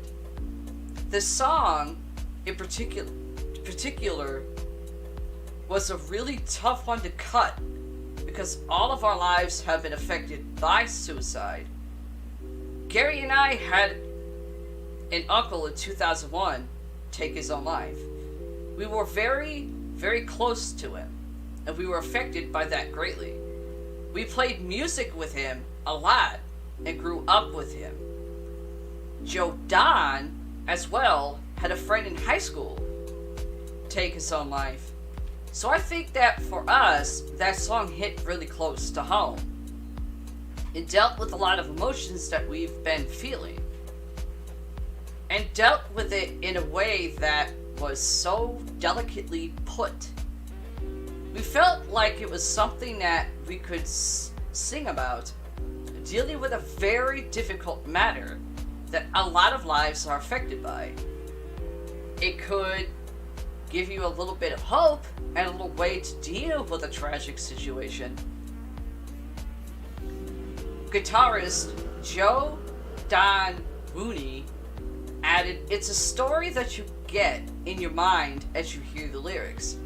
My friend who committed suicide was 17. The summer before senior year. That second verse, in my mind, I keep you frozen like a 17-year-old. Is eerie to me and it's haunting. At the same time, it's a poignant message for the young or youth out there, for the teenagers out there, struggling and contemplating that decision, which they shouldn't make." That's why this song's got a lot of angst, contemplating that, a lot of angst in it, because it wants to let that message out of the bag. That's not the answer. You don't have to do that. There's so much more in life to live for. There are so many other people in your life that are going to be affected by a decision like that. That's why I do love that song.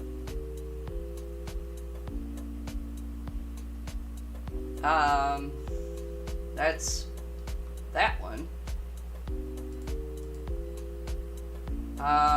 Next one, we have "Save a Place for Me" by Matthew West.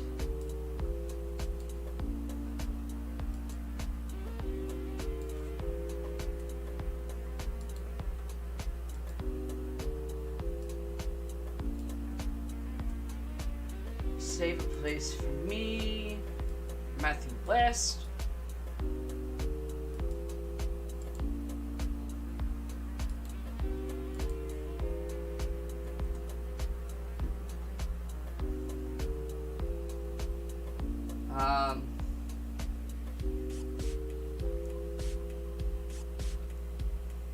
Trying to find it, everybody.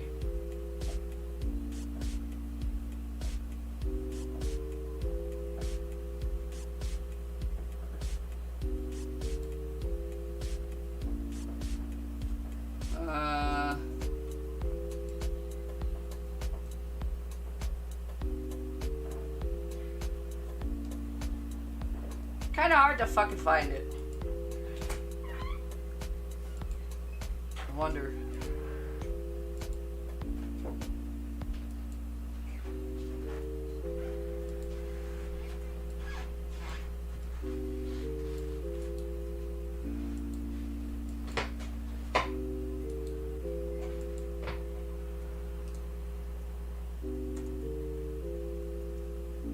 And no, don't have it on Songfacts.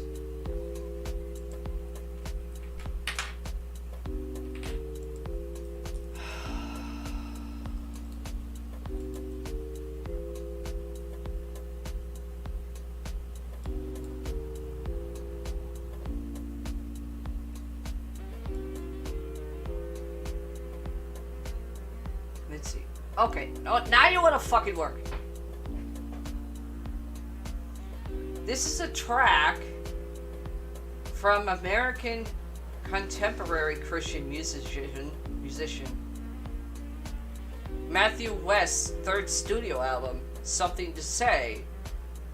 West blogged on his website the story behind this song.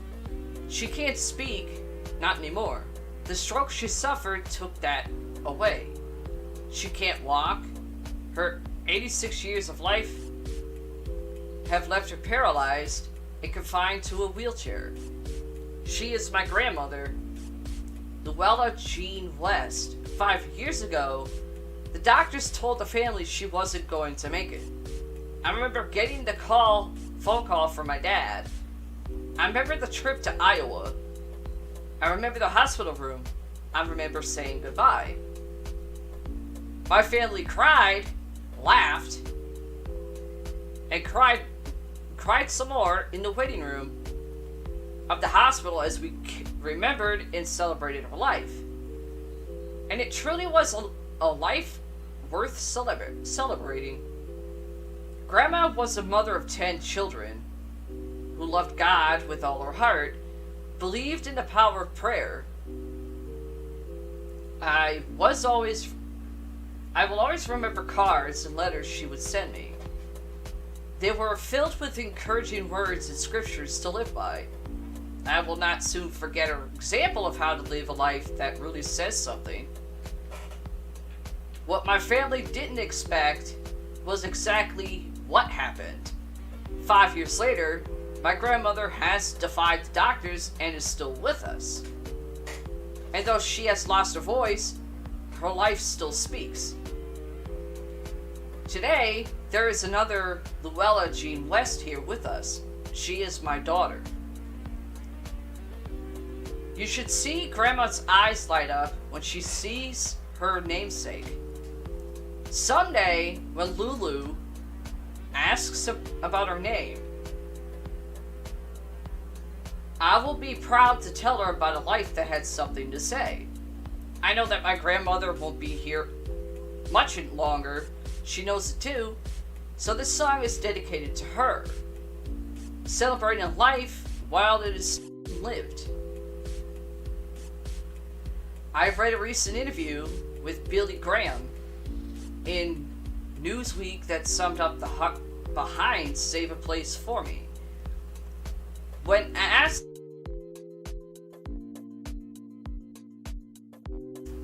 I didn't do anything. the sound completely cut for like 5 seconds. I know, the I've stream's heard been nothing. doing that. For some reason, the stream's been doing that. I just can't write them down fast enough. When asked about the passing of his wife, Rev Graham said, "I know God has prepared a home for her in heaven. I just hope she saves a room for me." Okay, there's a meaning to that one.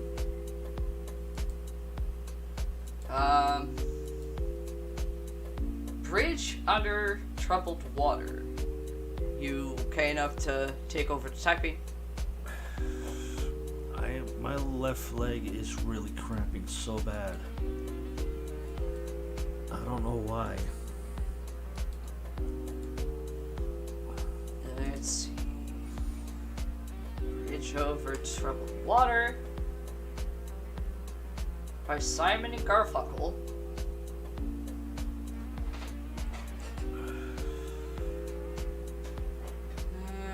Let's see. Of course, it's Wikipedia.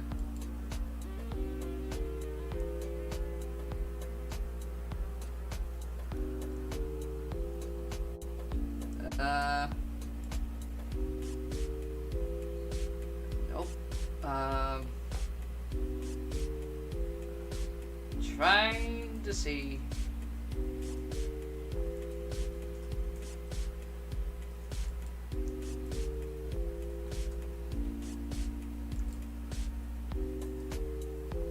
Okay.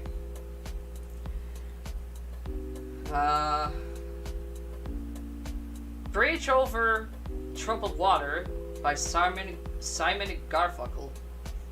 Inspired by an old Southern gospel song, Paul Simon wrote Bridge Over Troubled Water fairly quickly. The song, Simon and Garfunkel's second single off their fifth album, Bridge Over Troubled Water, in 1970, became one of the folk duo's biggest hits and their signature song, topping the US and UK charts and picking up 5 Grammy Awards in 1971, including Song of the Year and Record of the Year.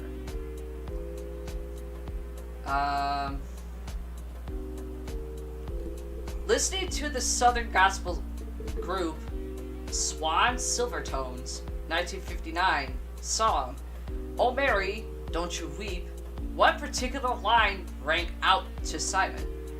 "I'll be your bridge over deep water, if you trust in my name," which helps Simon finish Bridge Over Troubled Water and its more gospel elements.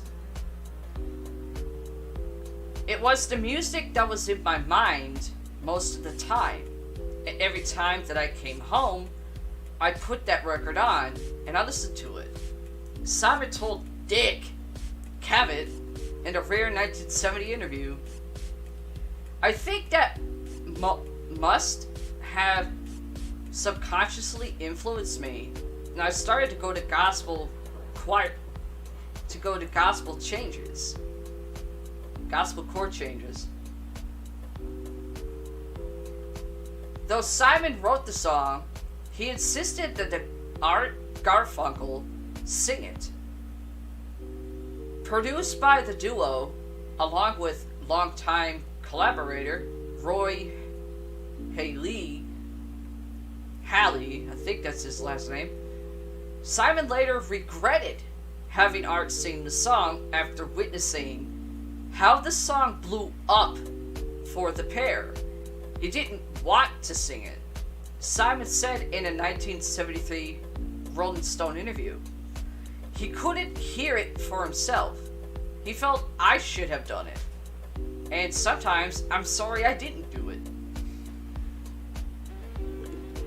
The line, "like a bridge over troubled water," is a metaphor for someone living through a trying time in their life, and "I will lay me down" references the sacrifices and perseverance as they find a way through difficulty.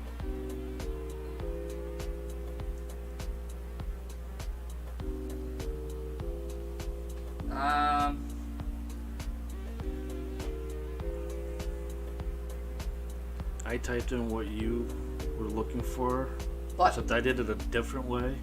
Huh.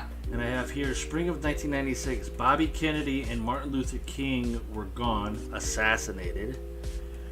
Racial tensions were erupting across the U.S. The war was raging in Vietnam, and Richard Nixon was in the White House. What was a sensitive singer-songwriter like Paul Simon Yeah. to do but dig deep for some words of solace and some meaning? As he gazed out across the East River from the window of his New York apartment, he sang the opening lines he had for over a week. When you're weary, feeling small, Yeah. when tears are in your eyes, I will dry them all. He especially liked how the melody to the second couplet echoed one of his favorite Bach chorals. Yeah. After that promising start, however, there was only the sound of silence. I was struck for a while, Simon admits. Everywhere I went led to somewhere I didn't want to be. Okay. What ultimately inspired him to finish his humble little gospel song Okay. was an album by Southern gospel group the Swan Silvertones, as Yeah. you mentioned before. Every time I came home, I put the record on, so it was in my mind. I started to go to gospel chord changes, as you said, and took the melody further. Then there was one song where the lead singer was scatting, and he shouted, "I'll be your bridge over deep water. If you trust me, if you trust in my name, And well, I guess I stole it. Uh-huh. Simon couldn't wait to play his new song for Art Garfunkel. With its sweeping melody and sustained high notes, it would be perfect for his partner's core boy, pure voice, or so he thought. He didn't want to sing it, Simon told Rolling Stones in 1973. Yeah, I just read that part. Yeah. Today, Garfunkel remembers its difficulty. When Paul showed me Bridge Over Troubled Water, he did say it was for me. And I loved the song immediately. My way of saying thank you was, "Are you sure?" It was the question. Because you sound lovely singing it, and it's almost like you could do it. Now the famous story is that he took offense, and that became a thorn between us. Yeah. As if I was rejecting the song. That's nonsense. I don't remember him having a hard time with my grace. He said, "No, I wrote it for you." I said, "Thank you, man," and got into singing it. Within a week, the duo were on the CBS studios in Hollywood, huddled around a piano with sessions ace Larry Knichel, Yeah. criselling out the finer points of the argument. But it soon became apparent that Simon's two-verse song wasn't quite finished. It was supposed to end with the second verse, Garfunkel recalls. But there seems to be a promise of what could be if Paul were to extend the song. The whole production could open up and we could make record with real size.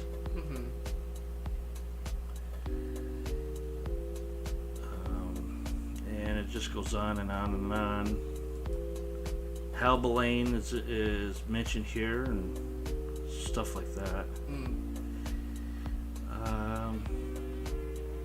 The duo's biggest hit, Bridge Over Troubled Water, spent 6 weeks at number one in the US. 3 weeks in the UK, it swept the Grammys in 1971, claiming 6 awards including Song of the Year and Record of the Year, as if to prove its meaning to be truly international. The song has been translated into many languages and been covered by hundreds of artists, including Johnny Cash, Annie Lennox, and Bonnie Taylor. Ironically, this song of fellowship contributed to Simon and Garfunkel's breakup in 1971. As Simon said, many times on stage, when I'd be sitting off to the side and Artie would be singing it, people would stomp and cheer when it was over. And I would think, "That's my song, man. Thank you very much. I wrote that in the early days when things were smoother. I never would have thought that, but towards the end, when things were strained, I did."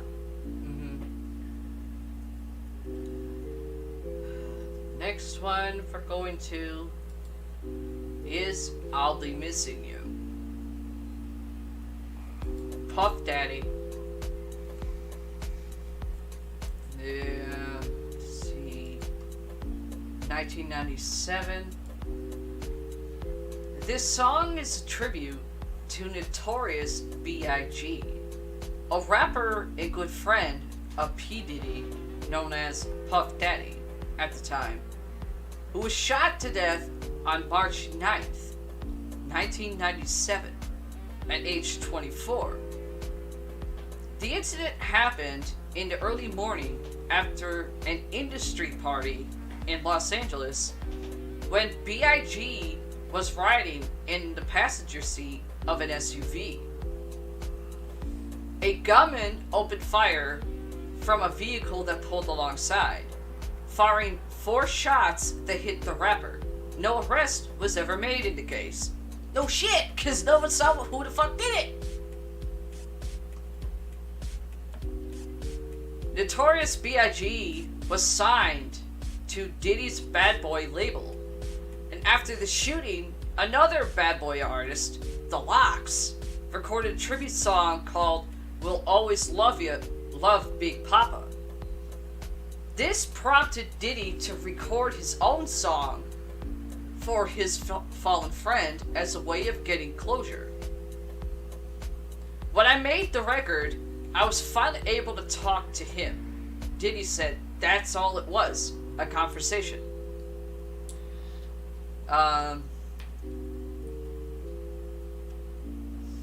This sample, Every Breath You Take, by The Police, Sting, which was one of Diddy's favorite songs. He didn't sort out the legal issues until after the song was released.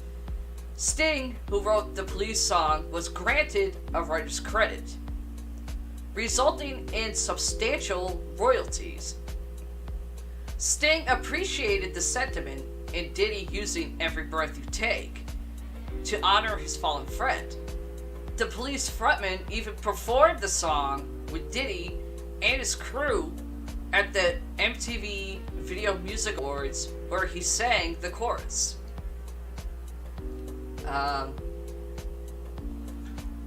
Shocking how they don't mention the third person.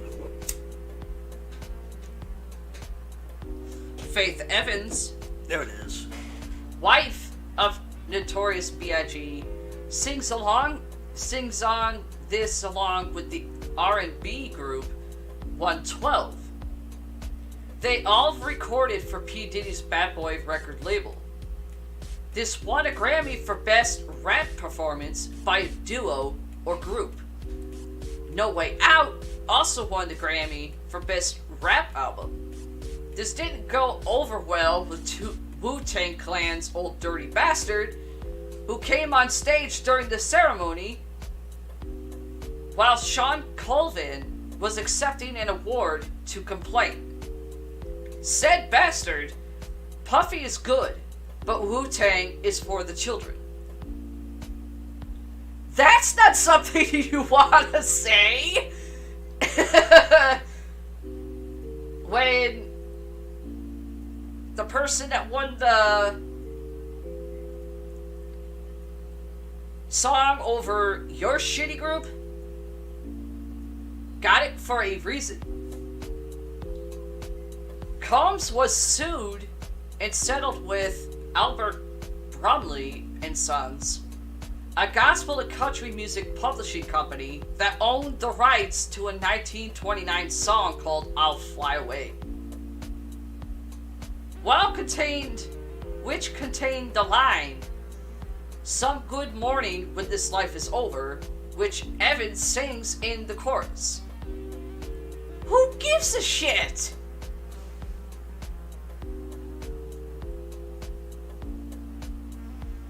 It was later revealed that P. Diddy's lyrics were written by the rapper Saucy Money, Todd Gither, I think that's how you say his name, who had previously worked with Jay-Z on the song Show and Prove. Diddy didn't write lyrics, he laced the track and let other rappers lock the flow. Gither drew inspiration from his mother, who had recently passed away. This song sold over 3 million copies in America, the second biggest seller in 1997 in that country. It was a distant second to another tribute song, Elton John's Candle to Wind 97, which was rewritten in honor of Princess Diana and went on to sell over 11 million copies in the US. On July 1st, 2007, Diddy performed I'll Be Missing You at the concert for Diana held at Wembley Stadium in London. This performance was downloaded so many times that it returned the song to the UK chart, this time making it number 32. In the US, this was the number 1 song for most of the summer in '97, claiming the top spot on June 14th. It's spending 11 weeks there.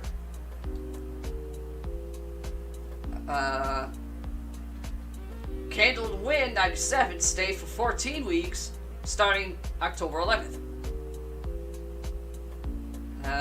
Yada yada yada.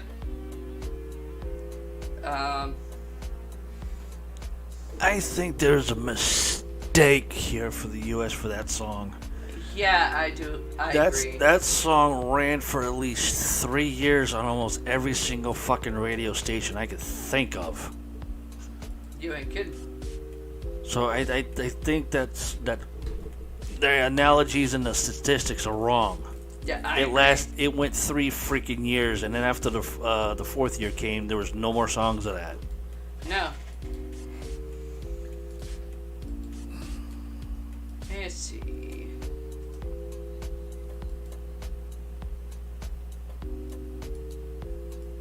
Back to another Beatles song. In My Life, I Love You More. Yeah. In my life, I never listened to the Beatles. Let's see. And that was just the lyrics.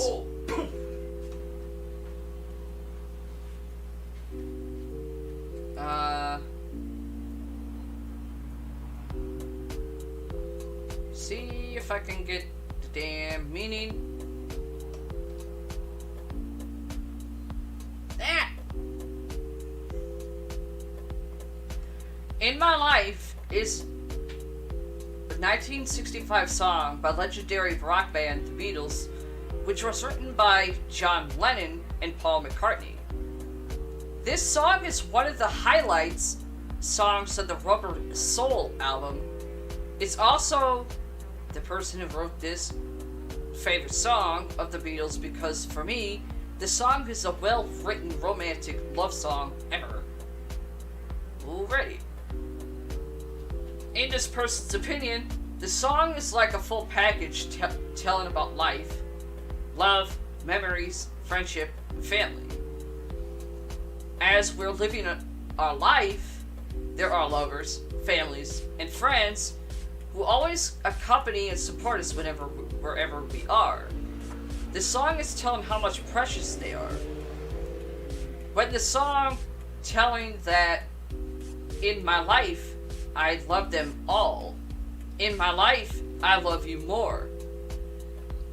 It means that in the end of our life, when everybody we were close before, busy with their own business, or they live far away from us, or maybe they're no longer alive, we only have one life, one love of our life. That is a lover. Why does that not make sense? Because it doesn't. What makes this song more romantic is because it feels like it is written for someone special. When it comes to the second lyric of the second paragraph, but of all these friends and lovers, there is no one compares with you. Feels like that you is a truly someone special. Back to the first paragraph of the song, it's telling that no matter how many people you love around you, in the end there will be just certain people that will stay by your side. But mostly everyone we knew had their own moment, situation, places, or anything. Some moments were important, so it's hard for us to forget. But some moments went on just like that, without any special things to remember. Talking about the lifetime, which we all know that time never stops. keeps going no matter what happens. We're all growing unconsciously fast and leave everything behind. We're moving forward trying to be better. Trying to find our own contempt and reach a higher stage in life. Okay, I'm not reading this fucker, 'cause obviously he doesn't know how to fucking type. Spell check, you bastards! Not spell checks. Nothing the fucker fucking typed even makes sense.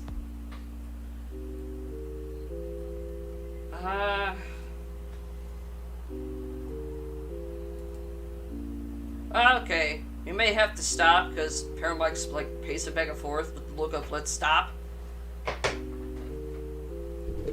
It's just my left leg cramping up for some reason. I don't know why, but it hurts. Well, you were sleeping funny last night.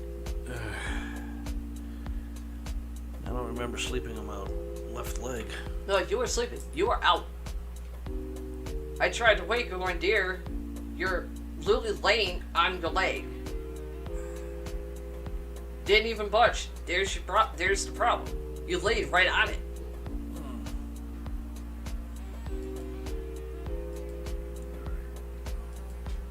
Let's see.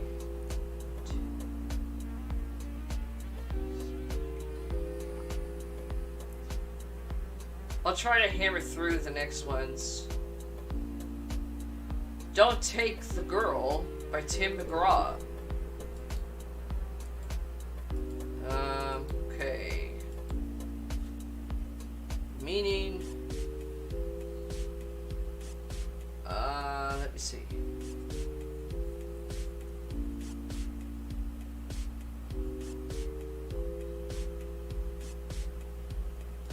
You gonna give me a freaking.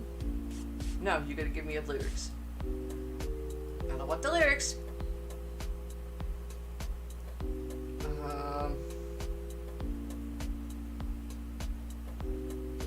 I'm gonna have to go through Wikipedia. Don't Take the Girl by Tim McGraw.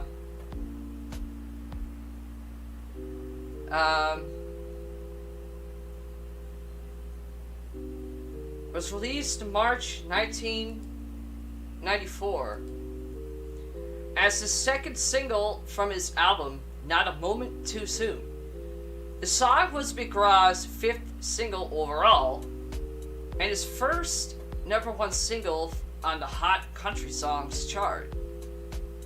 It reached #1 on the Canadian country charts. This Canadian country? And it was also a successful pop song, reaching #17 on the Billboard Hot 100. Yeah, that's the gentleman that passed away. Uh, Ronnie Hawkins. ah, He was originally here in the United States, but he moved to Canada and created the Canadian rock and roll industry. The song tells the story of two young lovers dealing with difficult scenarios at 3 different stages in their lives. In each situation, the man does all he can to make sure that different people don't take the girl. In the first verse, the young man, Johnny, is 8 years old, about to go on a fishing trip with his father. A young, unnamed girl, apparently Johnny's age, is also present with a fishing pole in her hand. Johnny doesn't want the girl to go fishing with them, so he begs his father to take any boy in the world. / Daddy, please don't take the girl. The song's second verse finds Johnny and the girl 10 years later, now as teenagers. The two have since fallen in love and are now dating. It's Johnny and his girlfriend are on a date at the picture show, the movie theater. They encounter a stranger with a gun. The man grabs the girl's arm and tells Johnny to give in to his demands. Johnny surrenders his money, wallet, credit cards, a watch that his grandfather gave him, and even his car keys, so that the girl would be safe in the music video. The crook's seen running away with only the wallet. Verse 3 takes place 5 years after the second verse. At this point, Johnny and the girl are now presumably married and expecting their first child. And the girl is evidently eventually rushed to the hospital to have her baby delivered. The baby, a boy, is safely delivered. But the doctor informs Johnny that his wife is fading fast, dying from childbirth complications. Johnny then collapses to his knees and prays that his wife survives, even asking that his own life be taken instead of his wife's, as long as she's okay. The music video shows that Johnny's wife does survive. The song ends with a repeat of the song's opening line. Johnny's daddy was taking him fishing when he was 8 years old. Okay.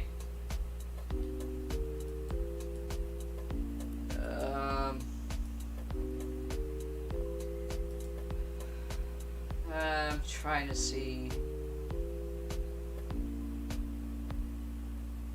How can I help you say goodbye, Patty Loveless? Let's see.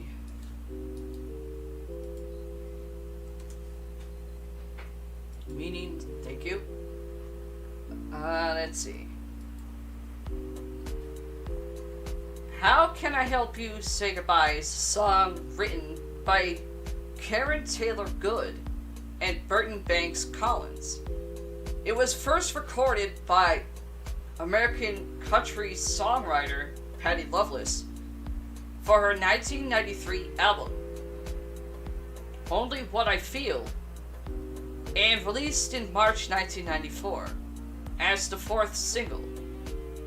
A version of American singer, songwriter, and actress Laura Branigan was released later the same year on her final studio album, Over My Heart, also being released as a single.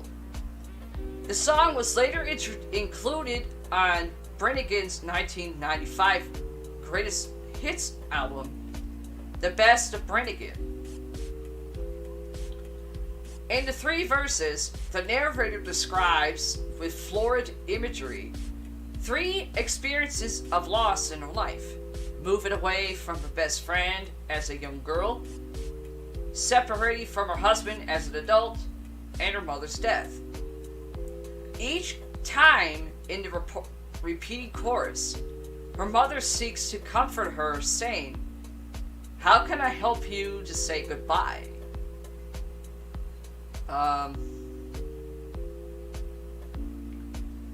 Loveless' album, Only What I Feel, had sold over 650,000 copies and have been certified as an RIAA Gold album.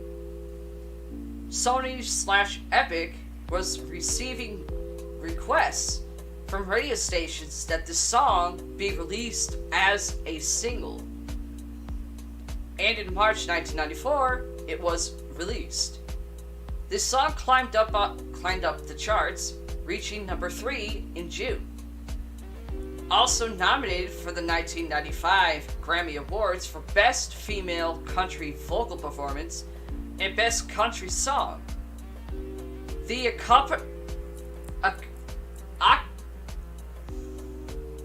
accompanying music video was nominated by both the CMA and the ACM as 1995 Video of the Year. The song was also nominated for the Song of the Year at the 12th Annual MCNC Songwriters Awards in 1994. How Can I Help You Say Goodbye charted for 20 weeks on the Billboard Hot Country Singles and Tracks chart, reaching number 3 during the week of June 4th, 1994.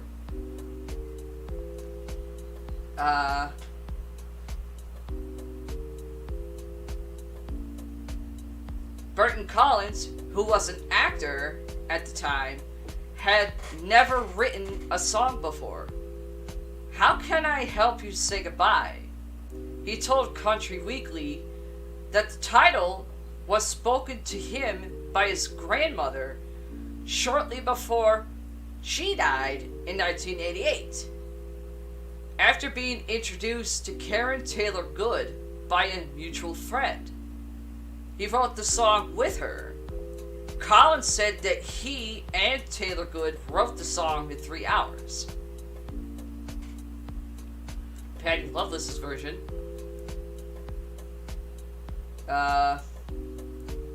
Larry Flick from Billboard wrote that as she's proven time and time again, Loveless has no equal when it comes to caressing a country lyric.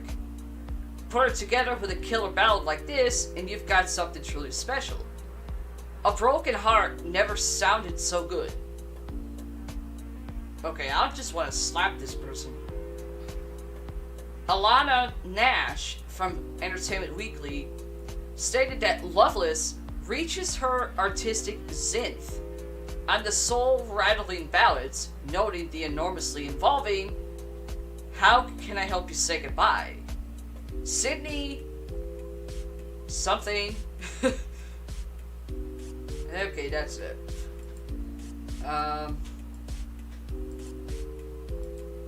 Radios in Heaven, yada yada yada yada.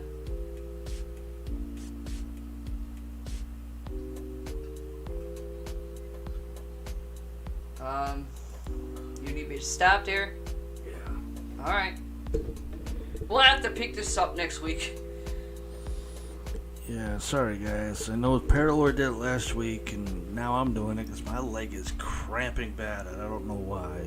But we'll come back with episode 55, and Paralord will continue doing what she's doing. Yep. So we say thank you, and good night, good afternoon, good evening, good morning, whatever.